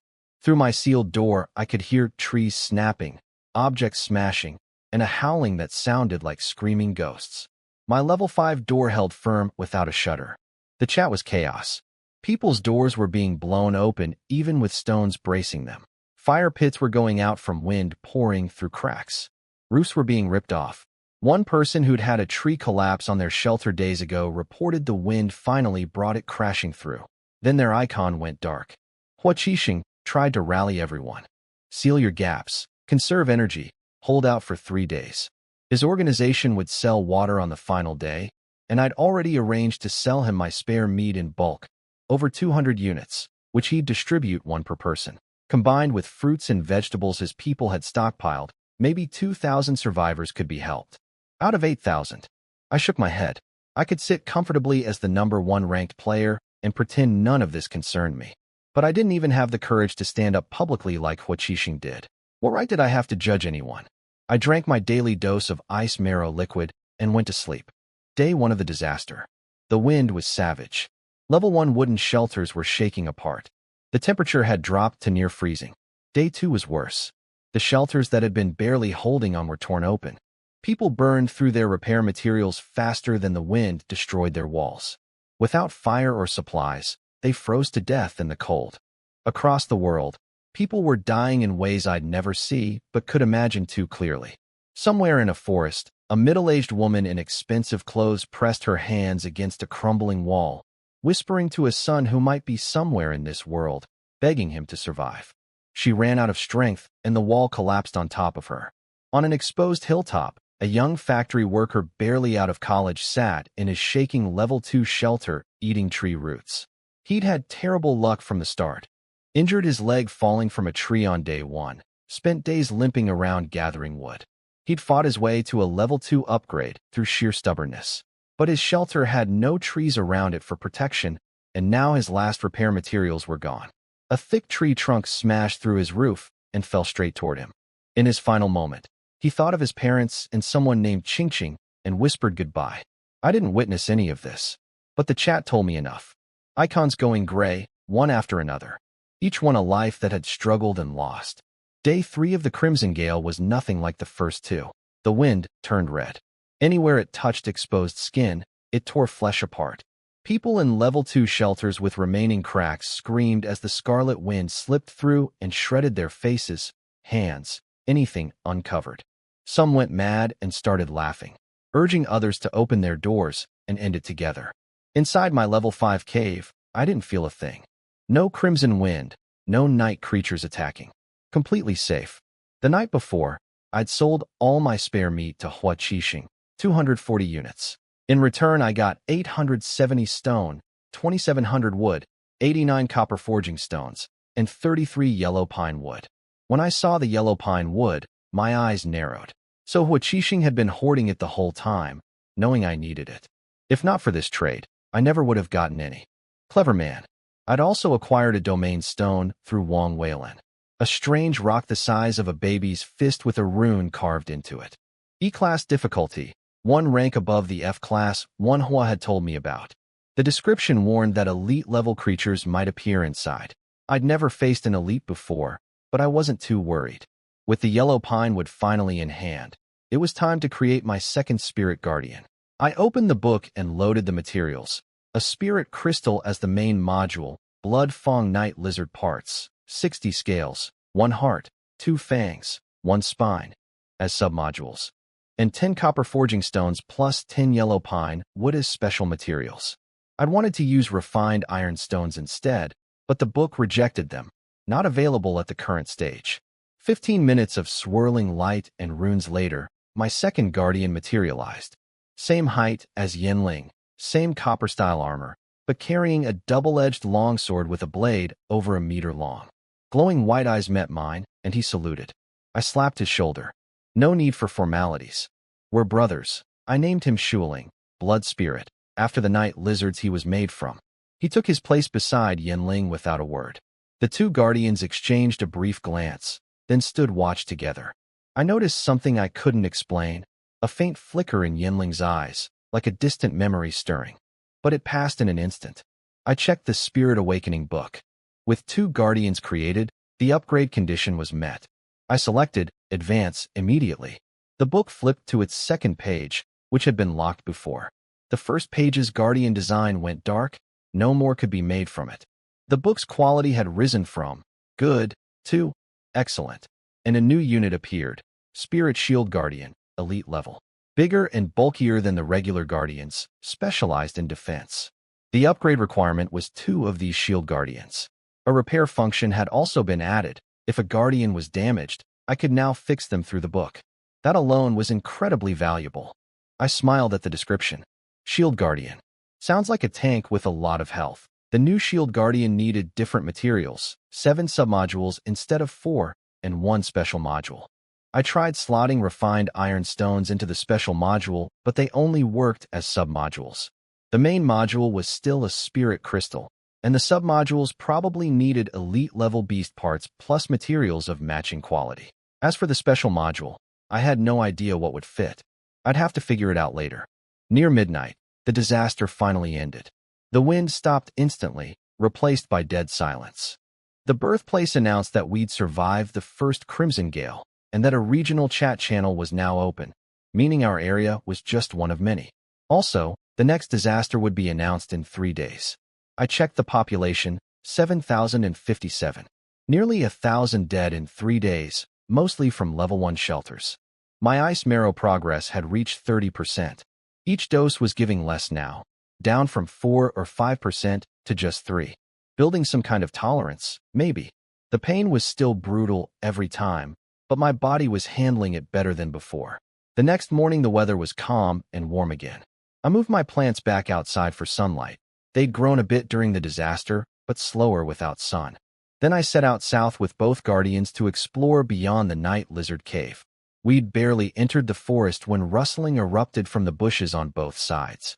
Yenling and Shuling immediately flanked me. My lord, possible biological activity between 2 and 4 o'clock positions. Numbers unknown, then it hit me. These beasts had been trapped in their dens for 3 days during the Crimson Gale. 3 days without food. And now they were starving. Wait, how had they even survived? The red wind destroyed everything in the open. Unless the disaster only targeted survivors, not the wildlife. That was a terrifying thought. Before I could think further, a black shape exploded from behind us at lightning speed. Shuling reacted before I could even turn around, spinning his double-edged sword in a gleaming arc to intercept. Metal clashed against something impossibly hard, and the shadow vanished back into the trees. I spun around. In the darkness between the trunks, a pair of glowing green eyes stared at us. What was that? Shuling held up his sword for me to see. There was a notch in the blade. Whatever had hit it was harder than his weapon. My lord, wolf-type creature detected. Its strength exceeds ours. My blood ran cold. Stronger than both my guardians. And it wasn't alone. I could hear movement on every side. Run. We sprinted toward home. The moment we moved, a howl pierced the forest. Answering howls erupted from both flanks. 8, maybe 10 creatures closing in fast. Of course, starving predators that had been caged for 3 days, and I'd walked right into their hunting ground. Why am I always this unlucky? We ran for the shelter, but they were faster. Several massive black wolves cut us off before we could get there. In seconds, 7 or 8 of them had us surrounded. The biggest one stood nearly as tall as me at the shoulder, its green eyes locked on me, not on my guardians. They could smell that I was the only one with real flesh and blood. I identified the leader, Black Claw Forest Wolf, elite level. Pack Hunter with a skill called Ambush Kill, a 30-second burst of 20% increased attack and movement speed. My guardians couldn't beat it. We were dead if we fought. Then I remembered the domain stone in my pocket. I pulled it out and whispered to Yenling and Shuling to get ready to run. Then I activated it. Enter E-Class Domain. Ashen Jungle. Yes. White light wrapped around all 3 of us.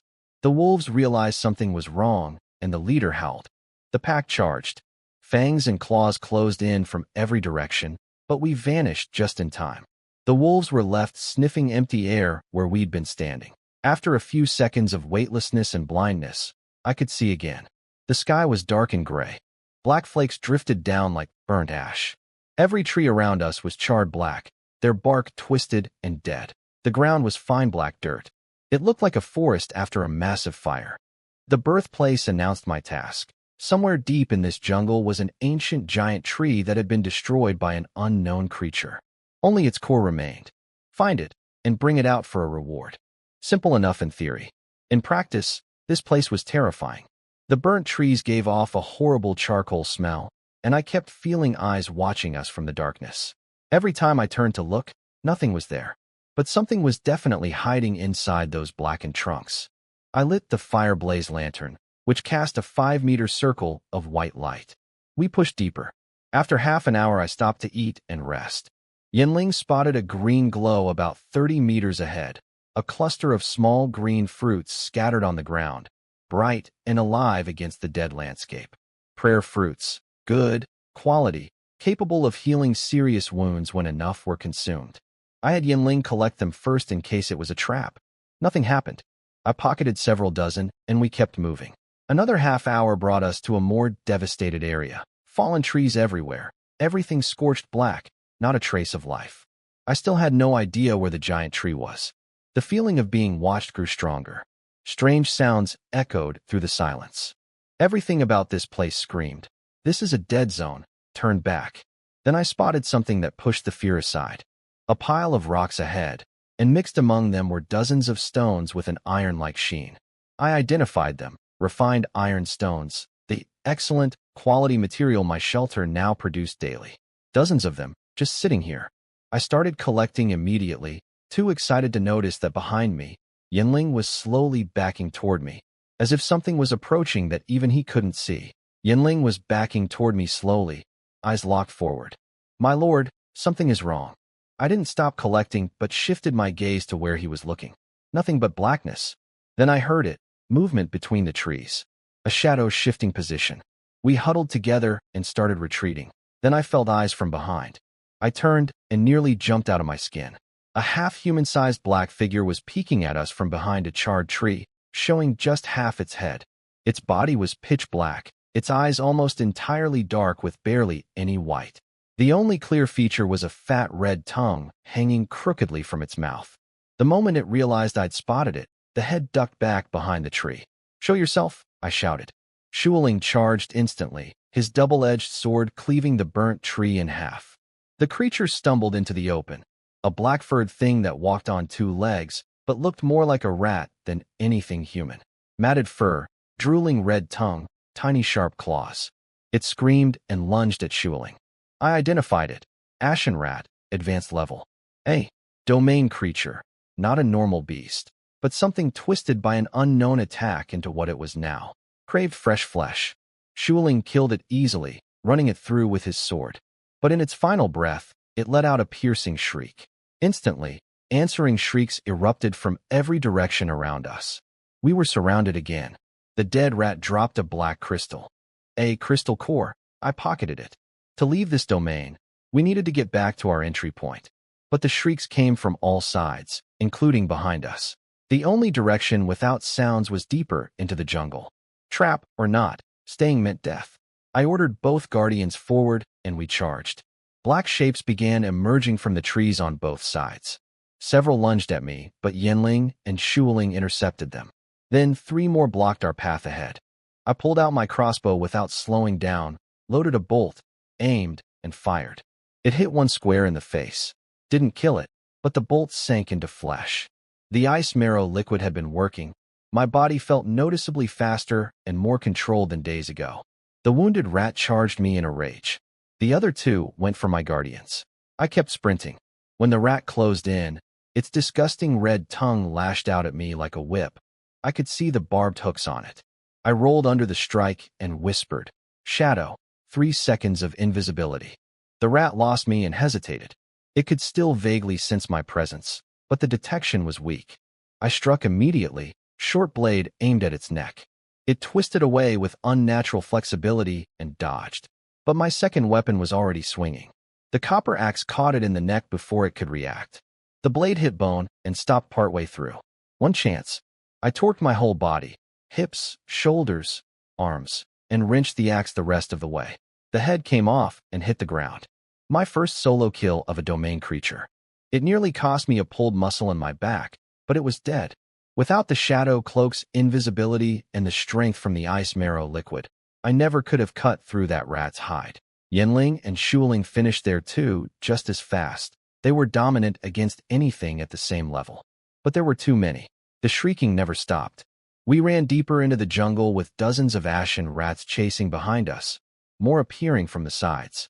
Every few seconds one would lunge, and my guardians would knock it back. They were all targeting me, the only one with real blood. I was burning through stamina fast. If I didn't find a solution soon, exhaustion would kill me before the rats did. Then something unexpected happened. A rat leaped at me from midair, and one of the charred dead trees suddenly moved. Its trunk twisted and a branch swung out, swatting the rat away like a fly. The other rats went berserk, swarming the tree, tearing into it with their claws. The tree fought back with its branches, but was too fragile. Chunks of charcoal broke off with every swing. Still, it bought us time. I didn't understand why it hadn't attacked me when I'd walked past it earlier, but I wasn't going to question a miracle. We sprinted several hundred meters before I dared stop. The deeper we went, the less scorched everything looked. The trees were still damaged, but not as black, the soil shifting from wet black to dry gray. Yenling detected something ahead, a light source, different from any plant or treasure glow. When I put away the lantern to see better, I felt it, a sacred, overwhelming presence that made me want to kneel. Before me stood the ancient giant tree from my mission. It was impossibly tall, its trunk scorched black and hollow, bark cracked and crumbling. About 2 meters up, a large hole gaped open in the trunk, and inside it floated a sphere of pure white light, radiating waves of holy energy. I tried to identify it.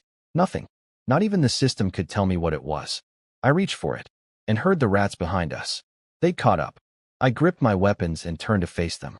Yenling and Shuling stood in front of me, motionless, eyes steady. At least 50 rats were closing in. I knew the odds. 9 out of 10 I was going to die here. Then the light source erupted. A pulse of white energy expanded outward in a ring. Every tree it touched dissolved. The black soil melted into gray sand. Rats caught in the wave burst into smoking black puddles. The ones further back screamed and scrambled away, hiding behind trees, but not leaving. The light had created a safe zone around us. I stood there stunned. That light was like holy fire against these creatures. Instant death for anything too close. Then I heard a voice.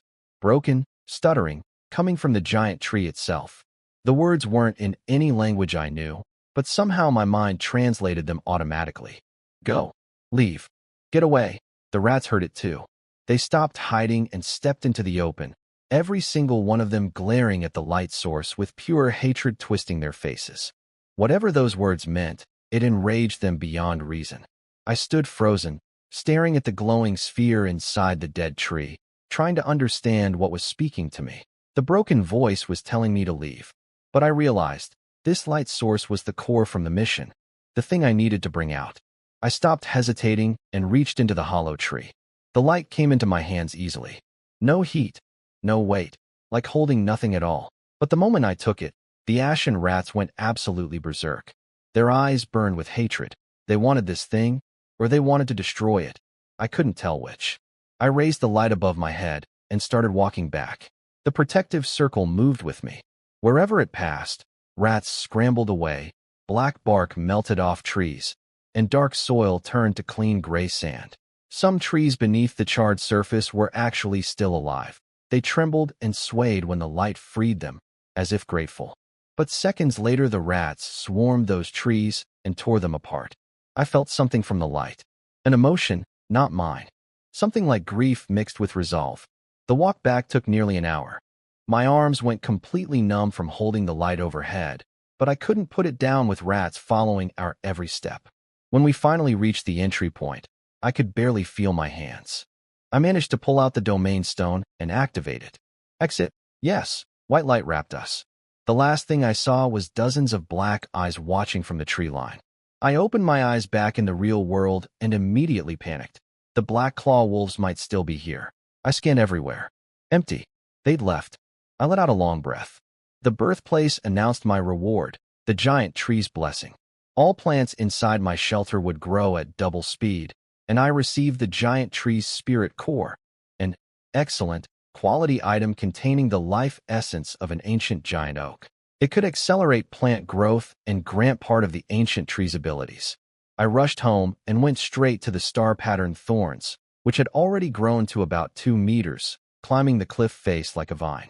I buried the spirit core at its roots. Green sparks of light rose from the soil and flowed into the plant. With each pulse, the main stem stretched taller. New branches burst from the ground.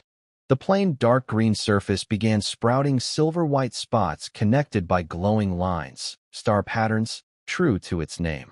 The plant crossed into advanced level. Then I felt it, a faint consciousness touching my mind. Like a newborn reaching out, confused but aware. The star-pattern thorns had bonded with me mentally. I could communicate with it through thought. The evolution continued for over 3 hours. By the end, the main trunk had thickened into something like a tree stump, curled protectively around a glowing silver-white core. Dozens of finger-thick branches covered in sharp thorns had spread across half the cliff face like a web of spider silk. I identified it, star-pattern thorns, advanced level. It could form a defensive zone around my shelter and follow my mental commands. Its passive skill, Ancient Oak Body, gave it hardened defenses that creatures of the same level couldn't easily break through. A living security system for my home. I started communicating with it through our mental link, guiding it to strengthen the defenses around my shelter entrance. I had Yinling chop 4 thick logs about 2 meters tall and 10 centimeters across, while Shuling dug 4 holes in the corners of a 3 by 3 meter square in front of my door. They planted the logs upright, and then I mentally guided the star-pattern thorns to send its vines along each post, weaving between them to form a fence enclosing the area. The thorns could only extend about 10 meters total, so 3 by 3 was the limit. The fence stood about 1 meter 20, not very tall, but the vines were thick, tightly woven, and covered in sharp spikes. With the Ancient Oak Body passive, no ordinary advanced creature could break through. A living wall of thorns guarding my front door.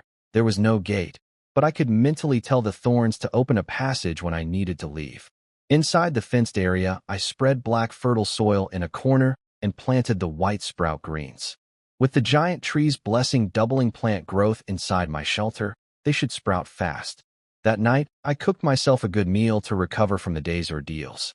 Yinling and Shuling stood there staring at me while I ate. I asked if they wanted some. They said they didn't need food. Then why were they watching me like that? After dark, something happened outside that I didn't see. The nightly gray fog turned black. A creature appeared outside the thorn fence, short, less than 1.5 meters tall, draped in long black hair like a cloak. It was confused by the new barrier, and reached out to touch the vines with a hand that looked almost human. 5 fingers, 2 shorter than the rest, tipped with sharp claws, the back covered in black fur. The thorns pricked it. It shrieked and slashed at the fence with its claws, tearing the surface but unable to cause real damage. Then the star-pattern thorns fought back. Vines lashed out like whips, cracking against the creature again and again. It screamed, a piercing, horrible sound that I heard clearly through my door. I jumped so hard I spilled my soup. I ran to the door and pressed my ear against it. All I could hear was snapping sounds and shrill screaming. Outside, the creature was outmatched. The vine whips left deep wounds every time they connected. It retreated out of range. It could hear me inside and desperately wanted to get at my flesh, but the thorns wouldn't let it near the door. The thorns couldn't extend far enough to chase it down either, so both sides reached a standoff. Eventually the creature gave up and left, casting one last long look at my door. Inside, I was dying of curiosity. The sounds had stopped, and I couldn't tell what happened. Did the thorns lose? I looked at Yinling and Shuling standing ready, and wondered whether I should crack the door open just enough to peek outside. Just as I was about to crack the door open, a notification from Wang Weilin distracted me. I waited, listening. No more sounds outside. Whatever had been there was gone. The star-pattern thorns must have handled it. I went back to the fireplace and opened the message. Wang said plant growth boosters were nearly impossible to buy. Everyone hoarded them for their own crops. I told him to just keep an eye out. Then he dropped something that made me sit up straight. He'd found a solid earth vein stone. Excellent quality, a special energy-type material from deep inside or veins. Exactly the kind of thing that might work as the special module for my Spirit Awakening book's New Shield Guardian. The seller wanted resources of equal quality in return. I didn't have any excellent items to spare, but I did have about 400 milliliters of leftover ice marrow liquid. I offered 300 milliliters for 2 stones. After some back and forth, the seller complained about how hard the stone was to find. We settled on 300 milliliters for 1 stone. That was all he had. The moment I got it, I opened the Spirit Awakening book and placed it in the special module slot. The border lit up with flowing light. It worked. So the special module needed energy-containing materials.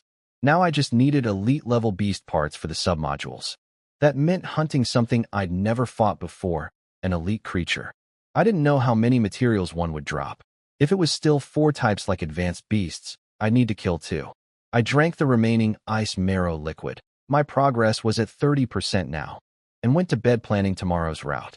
I'd explored east, south, and west already. The north was the area with the blackened soil and dead trees that had spooked me before. With 2 guardians now, I finally had enough protection to investigate it properly. That night, I slept more peacefully than any night since arriving. The thorns kept watch outside, their silver star patterns glowing faintly in the fog. Inside the fence, the clear sage tree and the white sprout greens were growing fast under the giant tree's blessing. The next morning, I headed north with both guardians. After half an hour, we reached the black soil zone. It looked even worse up close. Dark gray vines crawling across the ground, withered pale, trees everywhere. Something powerful had corrupted this entire area. We moved carefully, stepping around the vines. Yenling scanned ahead. Shuling watched the sides and above. About 15 minutes in, a flash of light caught my eye. A glint of light among the dead trees and dark soil. A crystal box? I raised my crossbow and crept closer. But it wasn't a box. It was a small green plant about 15 centimeters tall with a single fruit glowing white on top. Awakening blood fruit. Excellent quality. Eating it would boost my attack speed and movement speed by 30% for half an hour, plus rapid healing. Incredible. I reached for it. That's when everything went wrong. Shuling spun around and slashed to the left. Metal crashed against something with tremendous force, driving him back several steps. A black shape materialized from the ground where it had been hiding among the vines, completely invisible to both my guardians until the moment it struck. A crocodile-like creature with jet-black scales, a long vicious jaw, and powerful claws gripping the earth. Its vertical slit pupils locked onto us. Burrowing black crocodile. Elite level. It could dig through soil to ambush prey, and had a skill that boosted its attack speed, movement speed, and damage by 30% when bursting from underground. Its scales gave it extreme defense. Elite. My first one. I assessed the situation fast. 2 advanced guardians against 1 elite.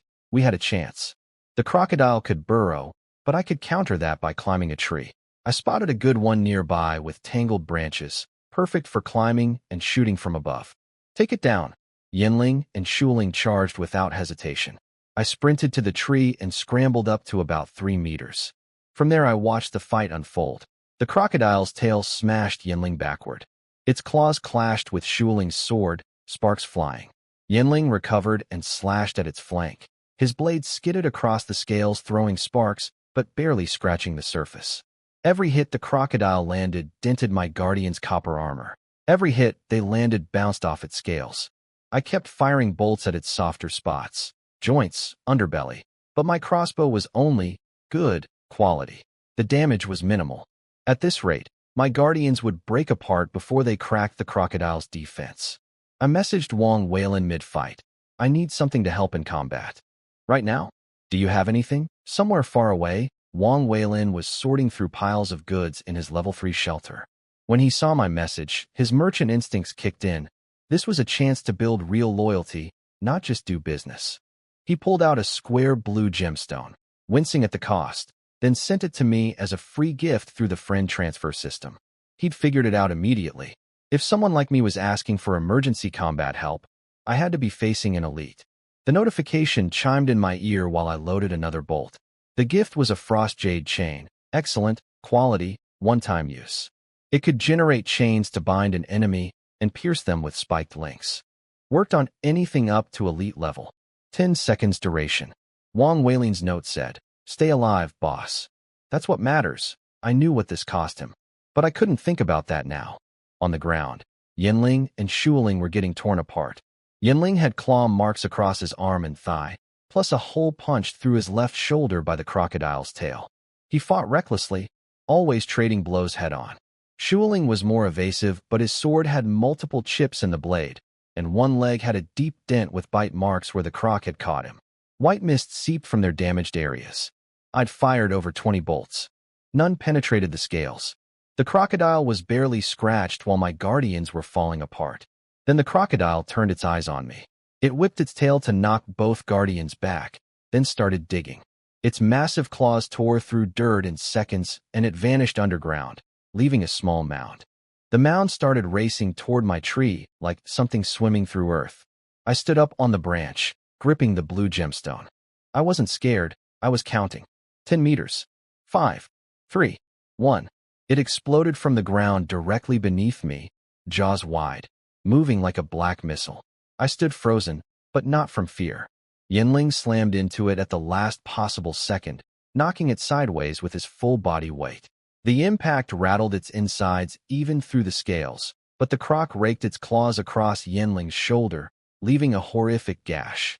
The boosted attack from its burrow skill was devastating. Shuling was already moving. He stepped on Yinling's shoulder, launched himself off a tree trunk, and came down on the croc like an arrow. It had just landed and hadn't found its footing. This was the weakness Shuling had been studying. The croc couldn't reposition quickly with only one pair of legs. His spinning sword strike cracked multiple scales open. Black blood sprayed. The croc screamed and stumbled back. I was already on the ground running toward it. The moment it regained its footing, I threw the blue gemstone. It shattered against the croc's body, releasing a cloud of icy mist. The croc barely flinched. Then chains shot out of the mist at blinding speed, wrapping its claws, head, and tail. 2 more chains tipped with spiked cones punched straight through its body and pinned it to the earth.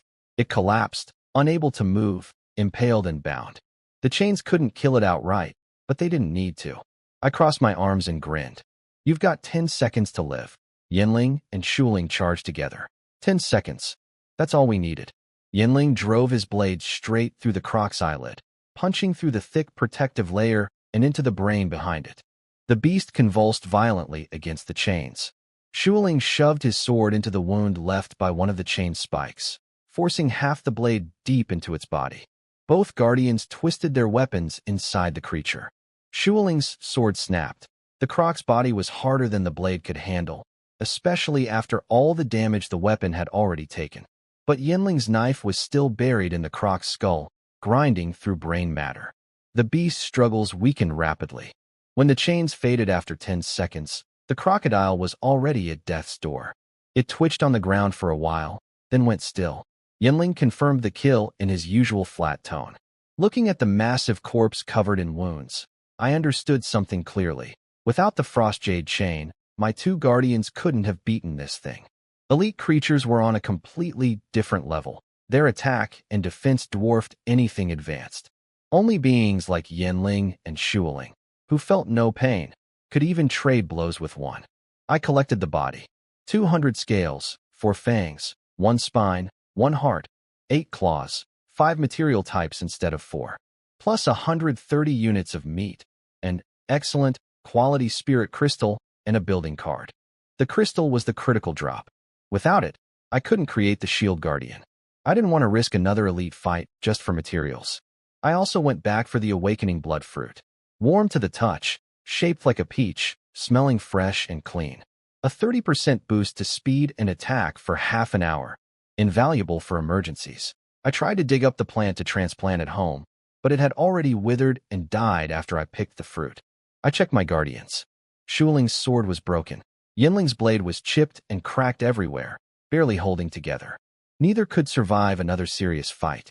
I gave Shuling my copper short blade and axe. They'd serve him better than me right now.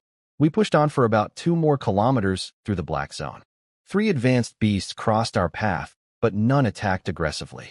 Then I found something that stopped me cold. A pit in the ground, 4 or 5 meters across, exhaling cold mist. Looking down into it, I felt something staring back, something sleeping or watching from below. A deep, primal fear gripped me. Both guardians moved in front of me without being told. I forced myself to stay calm and backed away slowly. Whatever lived in that pit was at least as strong as the crocodile we'd just barely killed, and my guardians were in no shape for another fight. Thankfully, nothing emerged. I retreated about 100 meters before the crushing pressure faded. I marked this place as a no-go zone, worse than the grassland with the burrowing lizard. Then I called the retreat. We'd covered about 3 kilometers into the black zone today, and it was nearly dark. On the way back, I started thinking about transportation. Too much time was wasted just walking. Maybe I could tame a beast to ride. With both guardians, capturing an advanced creature alive should be possible. When I stepped through the thorn fence, a pleasant surprise was waiting. The clear sage tree had matured during the day, now taller than half my height, with lush green leaves dotted with tiny glowing spots. Good quality, with powerful detoxifying properties. It could still grow to excellent quality over time. I carefully picked about a third of the leaves, around 30, filling the air with a sharp herbal scent. I'd let the rest keep growing and see how long new leaves took to regrow. Yinling reminded me it was dark. The fog was already seeping through the thorn fence, creeping toward my door. I slammed it shut. That fog made me furious every time. If only I could clear it from around my shelter permanently. Inside, I opened the Spirit Awakening book's new repair function. It showed a diagnostic panel for each guardian with a body outline highlighting damage in yellow for light injuries and red for severe ones. Yinling was at 47% damage across 11 injury sites. Repair cost, 7 copper forging stones and 3 beast material units. I fed in the materials, leftover python fangs and spine, plus the copper forging stones. White light streamed from the book into Yinling's body, wrapping each damaged area. Half an hour later, he looked brand new. His blade had even gotten slightly longer and thicker from the fresh materials, a small upgrade. I repaired Shuling the same way. His broken sword reformed completely. Both guardians stood before me in pristine condition, armor gleaming, weapons sharp. Looking at them, I started wondering if I should craft shields for them. With shields, they'd take less damage and last longer in fights. Something to figure out later. Then I remembered the shield guardian was coming soon. It would be the dedicated tank. Shields for Yinling and Shuling would be wasted effort. I opened the building card from the crocodile. Blue light filled the cave like a fantasy scene. Inside the glow was an item called a storm lightstone pillar, excellent quality. It could be placed within 50 meters of my shelter and had multiple properties, though the details wouldn't show until I installed it. I'd set it up tomorrow. I did a full inventory count. About 5,850 wood, 1,370 stone, 40 liters of water stored in stone jars, plus various meats, vegetables, and materials. The crystal cores from the ashen rats turned out to work as fuel for the fireblaze lantern. One core gave roughly a day of light. Good to know. Then I cooked dinner. Crocodile meat with mountain salt gourd seasoning. My first taste of elite-level beast meat. It was absurdly chewy. Each piece took 5 or 6 minutes of intense jaw work before I could swallow it. My mouth was sore after the first few bites. But after swallowing, a wave of heat spread through my body from my stomach, warming me from the inside out. I took off my shirt because I was sweating. I'd made a full kilogram thinking it was a normal portion. Halfway through I was stuffed and overheating. My body clearly wasn't strong enough to handle this much elite-grade nutrition. The heat kept building. It felt like a fire burning in my core. Then my nose started bleeding. I wiped it and stared at the blood on my fingers. This meat was so potent it was literally too much for my body to process. Any more, and I'd probably pass out. I tilted my head back to stop the bleeding and fumbled open my chat interface with one hand. I messaged Wang Weilin. Hey, have you eaten yet? Wang Weilin was lying on his simple bed after a long day of sorting goods when my message came through. He replied cheerfully that he hadn't eaten yet. I sent him a stone pot of cooked crocodile meat as thanks for the frost jade chain. Then I added, by the way, it's elite-level meat. Don't eat too much. It's pretty intense. I could only imagine his reaction. He was smart enough to understand what that meant. I'd killed an elite creature. That kind of information would cement his loyalty better than any payment. Meanwhile, I was in my bathroom with torn cloth stuffed up my nose, head tilted back, bleeding for over an hour before it finally stopped. The meat had literally been too powerful for my body. But when I checked my personal panel, I found something interesting. My progress had jumped from 32% to 32.7.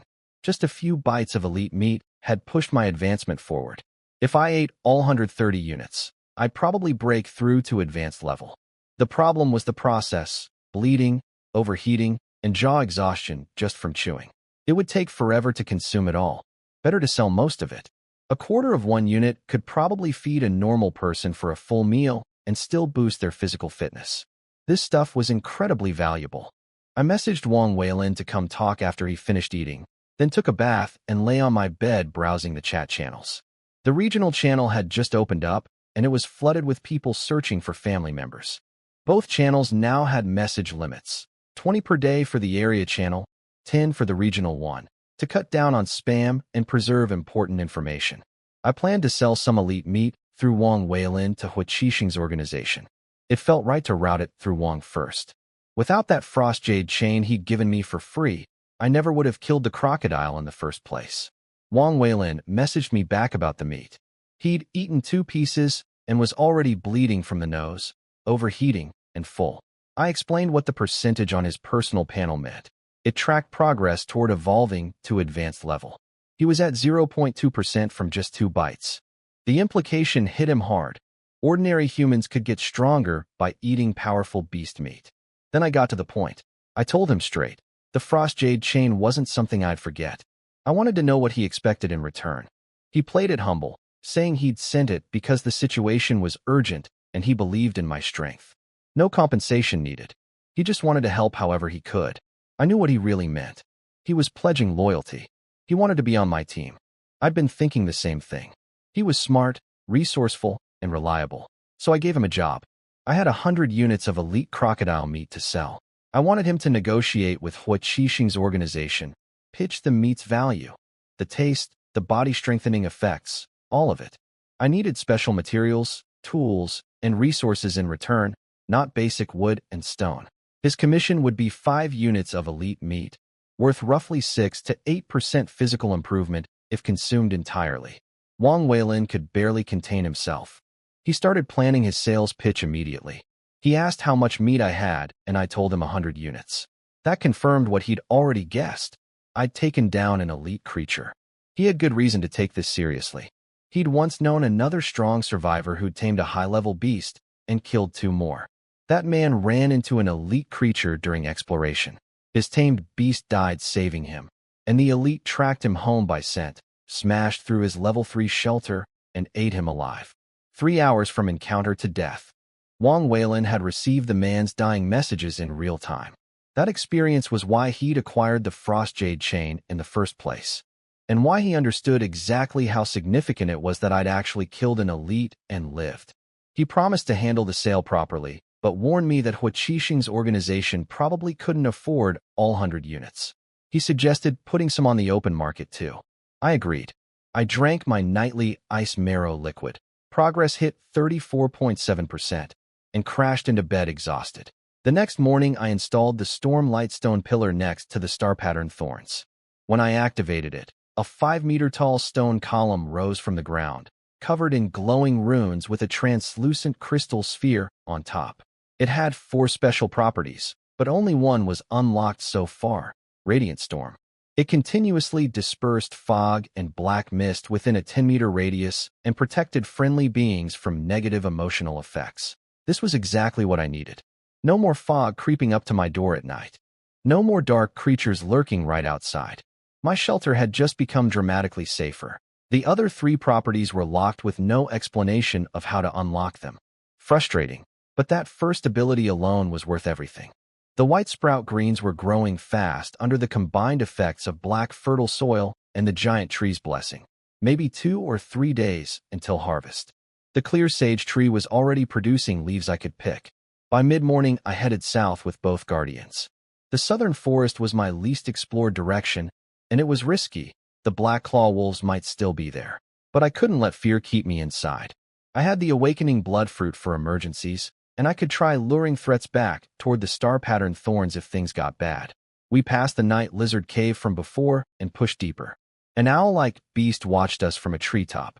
Advanced level, nearly elite according to Yanling, but it showed no interest in attacking during daylight. We gave it a wide berth and continued southeast. Nothing of value appeared for a long time. Then my enhanced senses picked up something in the air, subtle at first, then unmistakable. Blood. A heavy, thick smell of blood. The smell came from the left, deeper in the forest. I sent Yinling to investigate. He returned 15 minutes later with a grim report: a large number of corpses. I followed him through dense undergrowth with no path. What I found made my stomach turn.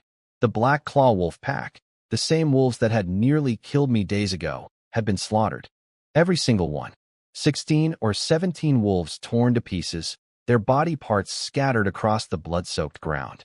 Limbs ripped off, flesh shredded, blood splattered on trees. The biggest shock was the leader's head hanging from a branch, jaw broken at an unnatural angle, one eye socket empty, skin peeled back with deep claw marks. This wasn't a fight. This was a massacre. Something had toyed with them. An entire pack led by an elite-level wolf, wiped out like nothing. And according to Yinling's assessment, they died just yesterday. Whatever did this was still nearby, only 4 or 5 kilometers from my shelter. I got out of there fast. South was now off limits too. East had the burrowing lizard. North had the terrifying pit. My only option was southwest, following the mountain where my cave was built, looking for a way up. It took hours of hacking through overgrown brush, but we finally found a slope. As we climbed, I heard something. Shuling identified it. Water. My heart jumped. After all these days, finally. Over the hilltop, a small valley opened up before me like a painting.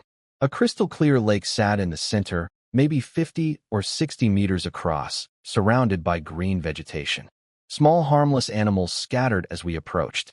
Fruit trees dotted the edges, red fruits like lychees and green ones like apples. Fish swam in the shallow water. I identified the lake, just an ordinary body of water. The fruits were common quality, sweetheart fruits and mountain leaf fruits. Nothing magical, but exactly what I needed. Real food variety, real nutrition, and a water source right behind my own mountain. I climbed the trees and picked nearly 100 fruits in half an hour, tasting both kinds. The green ones were tart and juicy, the red ones crisp and sweet inside. Perfect. I was about to head home when Shuling spotted something unusual nearby. Shuling led me to a hidden cave at the valley's edge, screened by trees and bushes. Scattered around the entrance were fist-sized stones with a familiar iron sheen, refined iron stones. Inside the cave walls, hundreds more were embedded in the rock, glowing faintly. My guardians had already scouted the interior. 100 meters deep, no threats, and they'd even found a jade crystal box at the back. I was practically shaking with excitement. Water source, fruit trees, and now an ironstone mine with a free crystal box? I grabbed my pickaxe and was about to start mining when Yinling stopped me. My lord, it's getting dark. I checked the time, 5:09 p.m. My blood went cold. I was 5 kilometers from home. Even sprinting, that was over an hour through rough terrain. I cursed myself. I'd gotten so caught up in the discoveries that I'd completely lost track of time. The same mistake that killed Huang Jiping. We ran. My enhanced body from the ice marrow let me move faster than any normal person. 20 minutes got us back to my starting point, but the shelter was still 3 kilometers away. Gray fog was already forming around us. The fog clung to my skin with a slimy feeling and made my temper flare for no reason. Irritation, anger, anxiety, all amplified.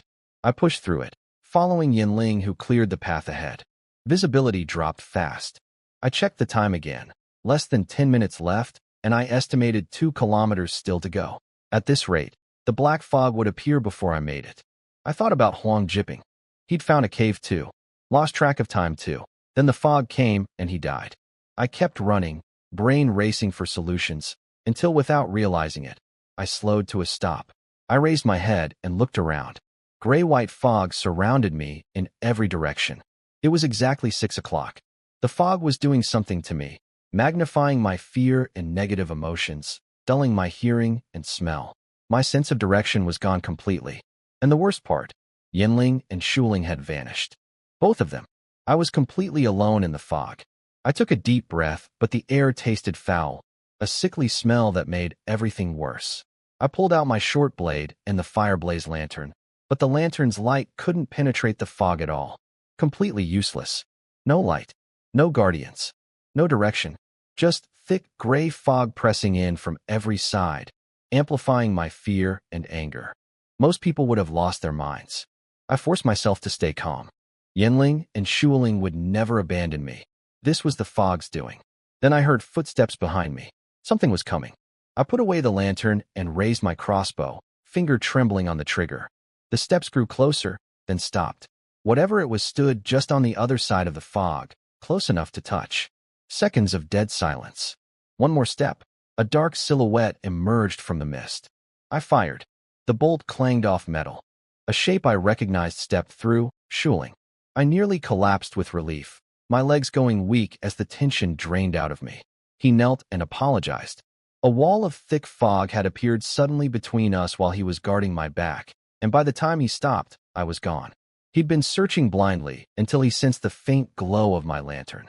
So the lantern did work, not to light the way, but as a beacon for advanced-level senses. That meant Yinling might find it too, but it might also attract whatever lived in this fog. I put my hand on Shuling's shoulder so we wouldn't get separated again, and we moved forward together. 20 minutes in the fog now, and still no black mist. That seemed wrong. Everyone else reported the black fog appearing almost immediately. Then we heard it. Violent sounds from ahead and to the left, clashing metal and raspy screaming. A fight. We crept toward the noise. The fog grew darker with every step, shifting from gray to black. Then I saw it. Patches of pure black mist, and within them, flashes of white light. A pair of glowing white eyes. Yinling. He'd been fighting something in the black fog this entire time. That's why it hadn't reached me. He'd been holding it back alone. I raised the lantern high and spoke to Shuling with absolute certainty. Let's go. Yinling is our partner. We're not leaving him to fight alone. I stepped into the black fog. Instantly, everything disappeared. Sight, hearing, smell, all gone. My head spun violently. Nausea hit me in waves, and I felt my body weakening with every second. But I could still see the faint glow of Yinling's eyes ahead, fighting something in the darkness. I made it a few more steps before my legs gave out. I dropped to one knee. I couldn't last in here. I handed the fireblaze lantern to Shuling and forced out the words, "Go. Get Yinling out. I can't hold on much longer." Shuling hesitated for the first time ever. Then he took the lantern, charged in, helped Yinling drive back whatever he was fighting, and told him we were leaving on my orders. Both of them sprinted toward me. I was fading. I bit down on my own tongue as hard as I could. Blood filled my mouth and pain exploded through my skull, but it kept me conscious just long enough. They grabbed me under each arm and hauled me out of the black zone at full speed. The moment we cleared the black fog, my breathing eased. The spinning stopped. I could hear and see again. Then I realized the black fog was chasing us, actively moving in our direction. I told them to put me down, and we all ran. I ripped the cover off the Pathfinder's lantern. A blinding white flash erupted. The black fog froze in place, halted by the light. But the flash lasted only seconds before dimming to almost nothing. The fog surged forward again, faster than before. I had no idea where home was. My sense of direction was completely gone. The Guardians estimated we were still over a kilometer away. Then I pulled out the awakening blood fruit, ready to eat it and sprint, but something ahead stopped me cold. A figure in the mist. A person. We skidded to a halt. I looked behind me. The black fog, which had been racing toward us, was now slowly retreating. Because of this figure, it approached us. Yinling and Shuling moved in front of me, weapons ready. In the lantern's faint glow, I finally saw what it was. A hunched, thin figure about 1.5 meters tall, wrapped head to toe in white cloth strips covered in runes. The wrappings looked ancient, rotting, about to crumble. Every inch of the body was covered like a mummy. Only its eyes were visible, 2 points of dim blue light, mysterious and terrifying. It walked toward us without a word, ignoring both guardians completely. Its gaze was fixed on me. When it reached us, it slowly raised one wrapped arm and extended its hand toward me. The wrapped hand hung in the air in front of me, waiting. I stared at those glowing blue eyes for over a minute. Neither of us spoke. Then it clicked, the Pathfinder's lantern. That's what it wanted. I placed the lantern in its hand. The lantern erupted with blinding white light. The gray fog around us thinned dramatically. The black fog behind us became nearly transparent, and the creature hiding inside it was finally exposed. It was a nightmare. 8 black armored legs like a spider, 2 arms ending in triple-pointed spikes instead of hands, and a face covered in human eyeballs, dozens of them, all bloodshot, all looking the same direction. Below the eyes, a wide mouth packed with needle-thin teeth. The weakened black fog was hurting it, and it shrieked and started retreating. The robed figure spoke, strange words like an incantation. The creature fled in terror. Then the figure raised the lantern one more time. White light exploded outward. The monster screamed as its body dissolved into smoking black mist, melting away in seconds. All that remained was a pile of dark powder on the ground. A creature that had fought Yinling to a standstill, destroyed in moments. The figure turned to me. Its blue eyes swept over me briefly. Then it spoke in that alien language that somehow translated itself in my mind. Survivor in the mist. I am the guide. Follow me. It turned and walked. The fog parted before it, opening a clear path.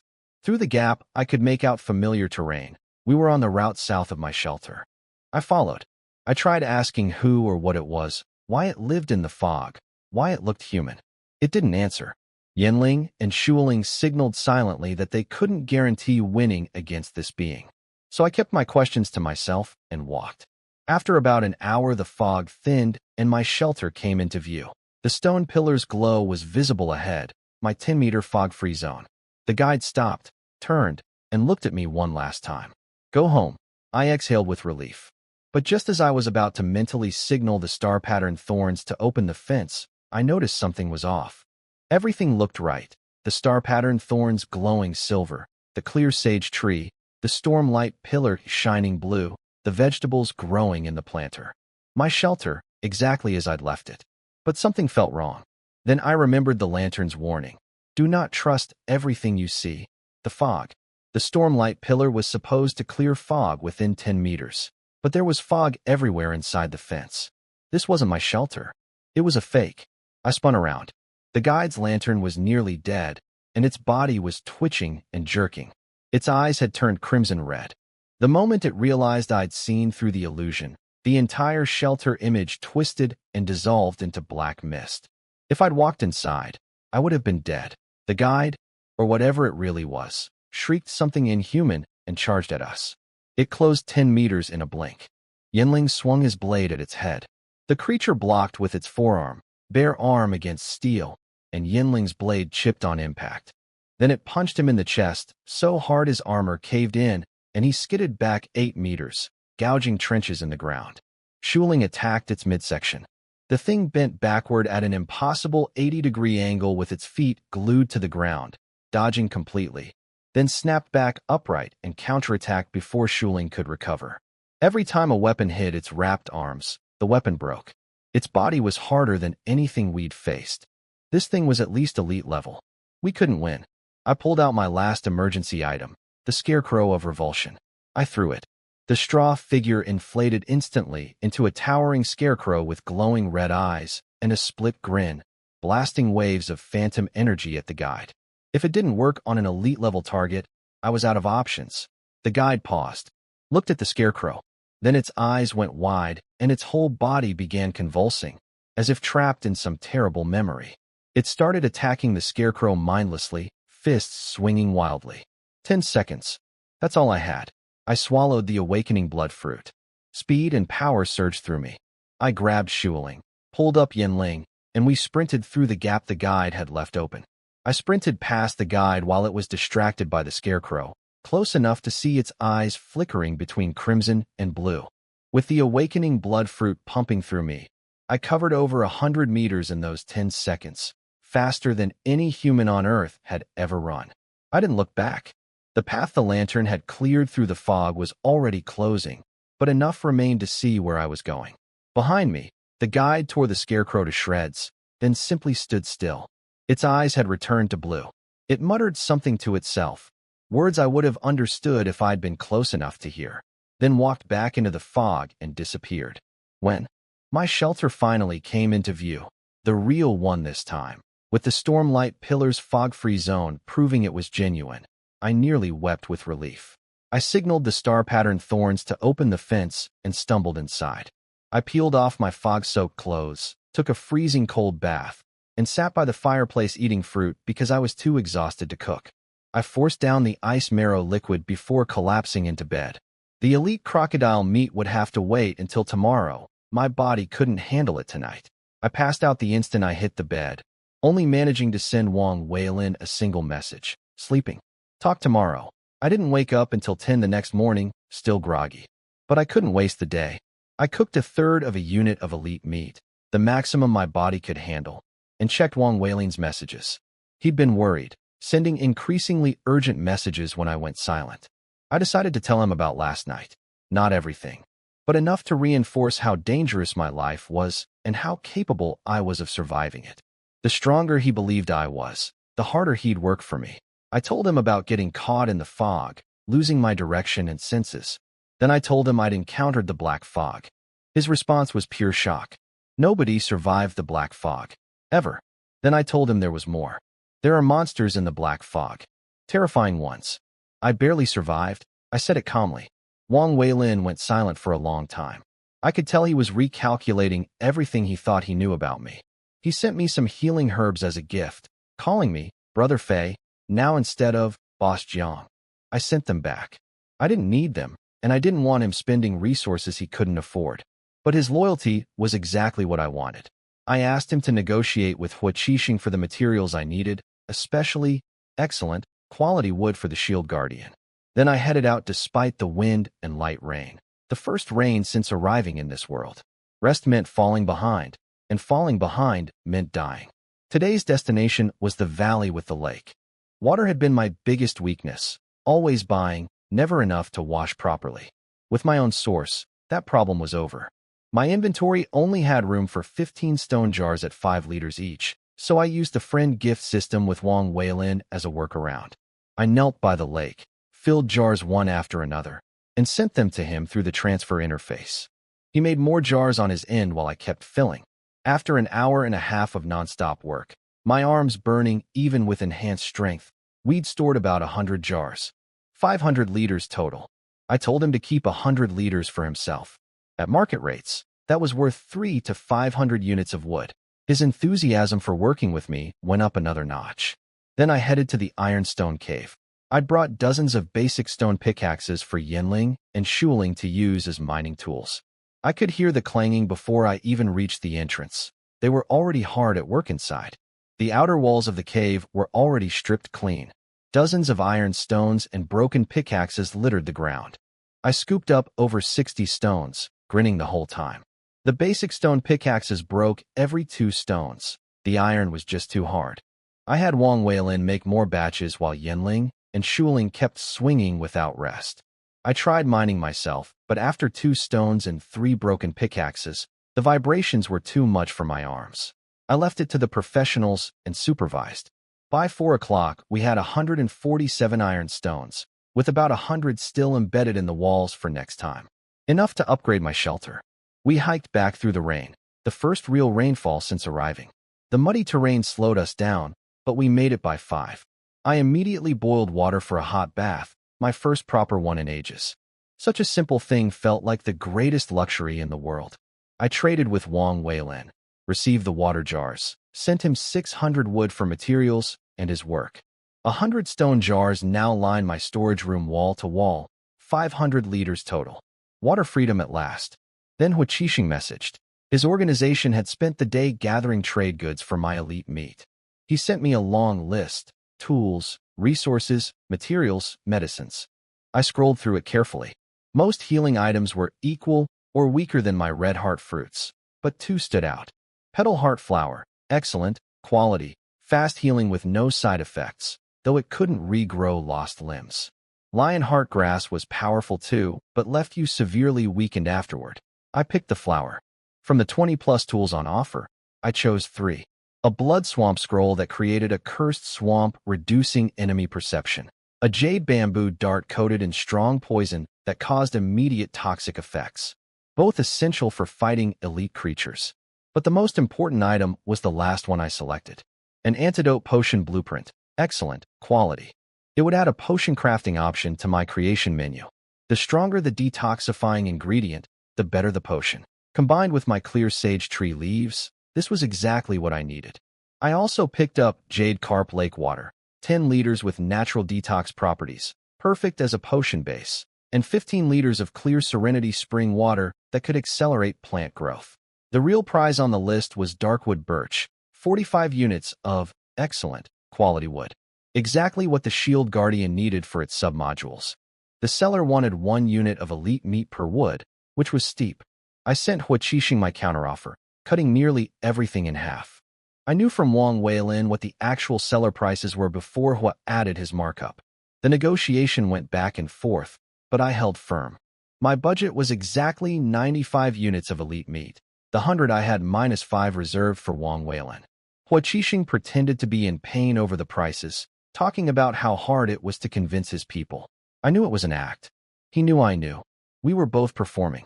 In the end, he agreed, because keeping me as a repeat customer was worth more than squeezing extra meat out of one deal. I traded the 95 units and received everything: the petal, heart flower for healing, the blood swamp scroll, and jade bamboo dart for combat, the antidote blueprint, 25 liters of special water, 45 units of darkwood birch, 3 vegetable seed varieties, plus basic materials. I used the blueprint immediately. It integrated into my crafting menu. 1 dose needed a detox ingredient, 200 milliliters of water, and 1 unit of wood. With clear sage leaves as the ingredient and jade carp water as the base, I could mass-produce high-quality antidotes. Wang Weilin had played both sides perfectly, loyal to me while staying useful in the Pingxing organization. When I looked at the final deal, I couldn't help but smile and mutter to myself, life is theater, and everyone's performing, including me. The first antidote potion took 5 minutes to craft: 1 clear sage leaf, 200 milliliters of jade carp water, and 1 unit of wood. The result was excellent quality, complete immunity to elite-level poisons, and it could suppress even higher-tier toxins. Way better than the raw leaves alone. Stored in a wooden vial with a cork stopper, cool to the touch. I did the math. With the clear Serenity spring water accelerating growth, the clear sage tree would regrow its leaves in about 4 days, 100 to 120 leaves per harvest. That meant up to 120 potions every cycle. The only bottleneck was jade carp water supply and finding the right price point for selling them. I queued up all 33 remaining leaves for production. 3 hours of automatic crafting while I handled other business. Time to upgrade the shelter. Level 6 needed 2,000 wood, 1,000 stone, and 100 special materials. I had everything. The iron stones from the mine pushed me well over the requirement. I loaded the materials and pressed upgrade. White light lasted 5 minutes this time. When it faded, I was standing in what felt like a new home. The walls gleamed like freshly painted stone. The floor was smooth polished wood, seamless and clean. Total area had grown to 120 square meters. My bedroom expanded to 20 square meters, the storage room to 15. 2 new support pillars brought the total to 6, making the structure far more stable. But the door was the real showpiece. It had transformed from a single door into a double gate, 3 meters wide and 4 meters tall, nearly touching the ceiling. The surface was coated in silver-colored iron metal. The interior was solid. When I knocked, there was no hollow sound, just dense mass. Even the handles were forged iron. The 2 locking bars were wrapped in iron plating too. I ran my hand across the metal surface and whispered, even an elite creature would have a hard time breaking through this. The fireplace and cooking stove were bigger. The bathroom had expanded to 10 square meters. And sitting inside, it was something that made me grin like an idiot. A stone bathtub. An actual bathtub. No more pouring water over myself from stone jars and praying I didn't drop one on my head. I stood there stroking the edge of the tub like it was the most precious thing in the world. The shelter description now read, extremely high defense and comfortable living conditions. Daily ironstone output increased to 5. But the next upgrade had changed. It now required level 2 materials. A new conversion function had appeared. 10 units of basic wood or stone could be transformed into 1 unit of level 2 material. That made sense. The shelter couldn't just keep getting bigger forever. The focus was shifting to stronger defenses. Level 7 would need 3,000 basic wood and 1,500 stone for conversion, plus 150 special materials. I was short on stone and iron, but there was no rush before the next disaster. Now for the main event. I opened the Spirit Awakening book to page 2 and loaded everything. Main module. 1. Excellent. Spirit Crystal.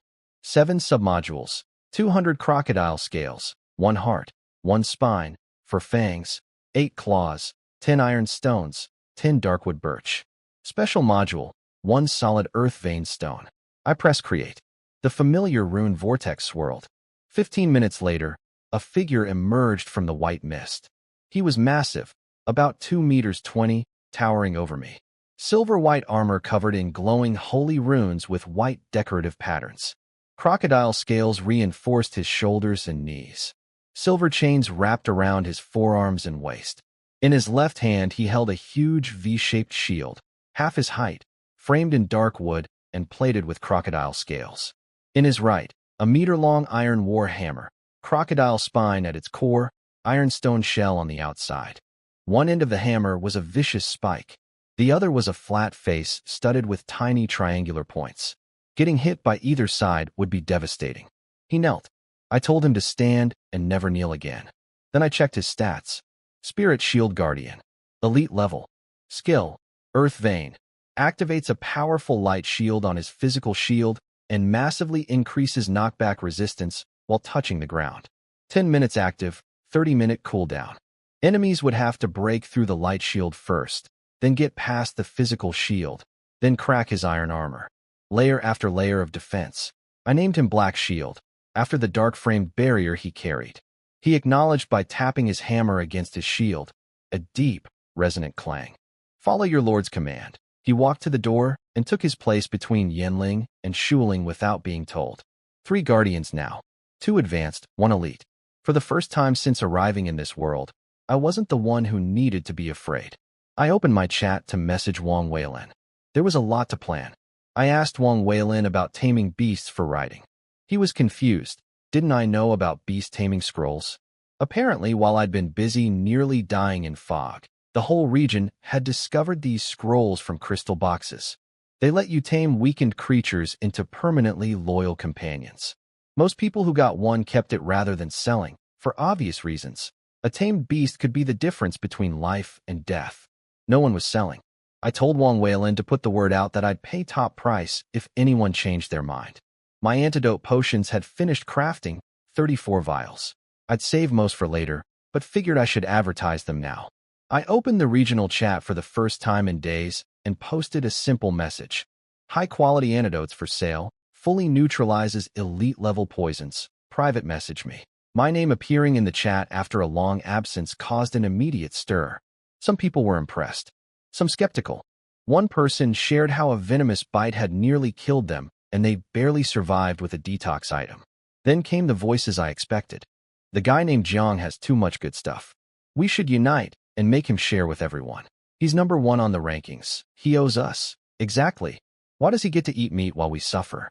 He should contribute to all survivors. A few people chimed in with mock formal agreement.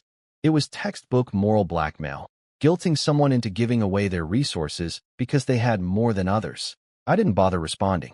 This was just human nature, jealousy amplified by desperation. I'd never built public goodwill the way Hua Qixing had, and I had no interest in becoming everyone's charity case. I wasn't a saint, and I'd never pretended to be one. The only reason I helped at all was because other survivors dying made my own survival harder. But I did quietly memorize every name that tried to pressure me, just in case. I drank my nightly ice marrow liquid. My progress was approaching 40% now, about 4% daily between the liquid and the elite meat. Still too slow for my liking, but I was far ahead of virtually every other survivor. At midnight, the birthplace spoke. Second disaster announced. Sky eclipse, torrential rain. Gray clouds would descend like fog, and the land would become a graveyard filled with blood and flesh. 7 days until arrival, lasting 3 days. The shelter leaderboard would now update daily with final rewards after the disaster. And a new ranking had been revealed, the combat power leaderboard. I opened the chat and looked at the top spot. My name. Again. First place on both rankings. I clapped like a maniac for the second time in this world, completely ignoring the 3 guardians staring at me. The chat erupted. People couldn't believe someone held both number 1 positions. Some accused me of cheating. Others pointed out the new scoring system for shelters. My score was 7,400, while most people had a few hundred at best. I opened my reward box. 2 light orbs appeared. 1 blue, 1 pink. I'd never seen pink before. My eyes locked onto it immediately. The blue orb contained a Realm Exit Talisman, one-time use, excellent quality. It created a decoy while putting me into a 10-second state where I was immune to all damage. Strange concept, but clearly a life-saving emergency tool. The pink orb was something else entirely. A small jade vial called Cloud Jade Crystallization, and its quality rating was rare, the tier above excellent. First time I'd seen anything at that level. Inside were 10 small crystals filled with swirling energy liquid. The description said consuming them would boost strength significantly, but warned that anything below elite level risked a near-death state from the overwhelming power. I opened the vial and immediately felt a terrifying aura leak out, like something monstrous was sealed inside. Every instinct told me to drink one, but the warning was clear, and I'd learned to respect warnings in this world. I was barely at 40% toward advanced. Elite was far beyond me. I sealed the crystals back up. These were for later, or for Black Shield, who was already elite level. The reason I ranked first in combat wasn't my personal strength. It was my 3 guardians being counted as part of my fighting force. Somewhere out there, other survivors might have found better power-up items than my ice marrow liquid, but nobody else had an elite-level shield guardian and 2 advanced warriors fighting for them. I glanced at Black Shield standing guard and exhaled with relief. If I'd created him even one day later, first place would have slipped away. The second place name on both leaderboards was Yi Jun again, the same person who'd been chasing me since the first ranking. His shelter score was 7,250 to my 7,400, just 150 points apart. Uncomfortably close. Somewhere on his island, Yi Jun was staring at my name on his screen, surrounded by his tamed beasts, the massive war dog, and now a huge brown bear with tusks jutting from its jaw. He'd built his treehouse to level 6 as well. He ordered his contacts to dig up everything they could about me. I didn't care. I bought a fur pad from the market, threw it on my bed, and passed out. The next morning, I needed to plant the vegetable seeds I'd traded for, which meant getting more black fertile soil. Wang Weilin connected me directly with sellers now, no middleman delay, just contact information and I'd negotiate myself. The black soil seller, a thin man named Chun Wanghai, responded eagerly. Then he started trying to jack up the price, going on about how valuable the soil was and how he regretted selling it before. I cut him off. 2 units of good meat and 3 basic fruits per unit of soil. Take it or leave it. He agreed instantly. Then added a small request. Could I tell him what the first place reward was? How did I manage to top both rankings? I stared at his message, then at his profile picture with that supposedly shrewd face, going back and forth several times. A man in his 30s, trying to trade a bit of dirt for intelligence about my most valuable secrets. I blocked him. I wasn't desperate for his soil. And I had zero patience for people who thought they could fish for critical information with transparent flattery and a small request. After blocking that idiot, I contacted the next seller, a woman named Wenshu. She seemed calm and composed from her profile. She had something called plant growth substance, good quality. Pour it on soil and it immediately improved quality and accelerated plant growth for 5 days. Similar to black fertile soil, but manufactured from beast materials and other resources. She quoted 2 units of good meat per liter, then surprised me by suggesting a partnership instead of a simple sale. Her proposal: I provide beast materials, she provides the growth substance at half price, just covering her labor cost. I refused immediately. Hunting beasts to supply her raw materials meant risking my life. The risk-reward ratio was terrible, and I needed beast materials for my own purposes. She went quiet, then came back with a completely different offer.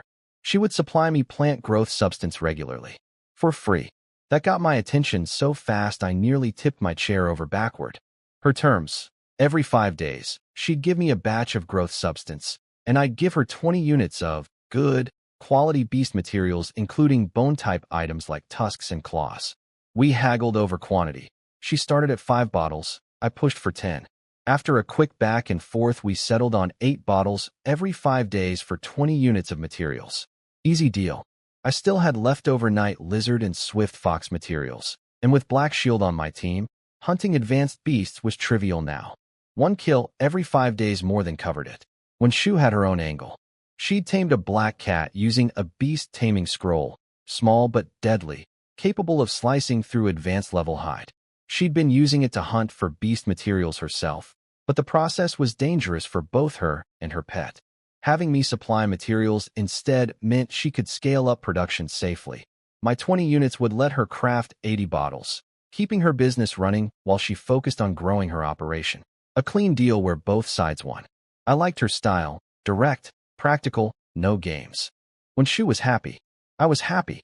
I got 2 bottles of growth substance to start, traded her 5 units of beast materials, and we agreed to settle the rest within 2 days. I poured 1 bottle around the clear sage tree after harvesting all 78 leaves. The thick yellowish liquid soaked into the ground instantly, turning the soil golden. The second bottle went to the star pattern thorns. I could feel its pleasure through our mental link as the nutrients hit. Then I planted the 3 new seed varieties I'd gotten from Huachishing: green vine gourd, spring greens, and dragon whisker fruit. Basic level crops, nothing special, just regular food like what we had on Earth. I dug some spots, scattered the seeds, covered them, and watered. Simple farming. By 11 I was geared up and heading out with all 3 guardians. We took the mountain path past the valley, squeezed along a narrow cliff trail, and pushed into the forest beyond. This was the western approach, the area above my shelter that I'd never explored. Black Shield took point. The forest thinned into an open area with sparse trees, tall dry grass, and scattered boulders. Then I spotted something on the grass tips. Red. Blood. I crouched and examined the trail. Drops and smears led across the clearing, with a heavy bloodstain on a large rock showing a wide paw print, too big for a wolf, lion, or tiger-sized. I sent Yanling and Shuling to scout, while Black Shield stayed with me. Yanling returned first. More tracks and blood heading into the forest at 10 o'clock. Something big had been wounded here, then fled into the trees. But there were no signs of a battle in the clearing itself. Strange. Wounded or not, a beast that size was dangerous. But with Black Shield on my team, I liked my chances. We followed the blood trail into the forest. Not far in, a roar echoed through the trees. Close. Black Shield pushed toward it immediately. We crept forward until we found cover behind some rocks on a sandy hillside behind the mountain where my shelter was built. From there, I finally saw what was making the noise.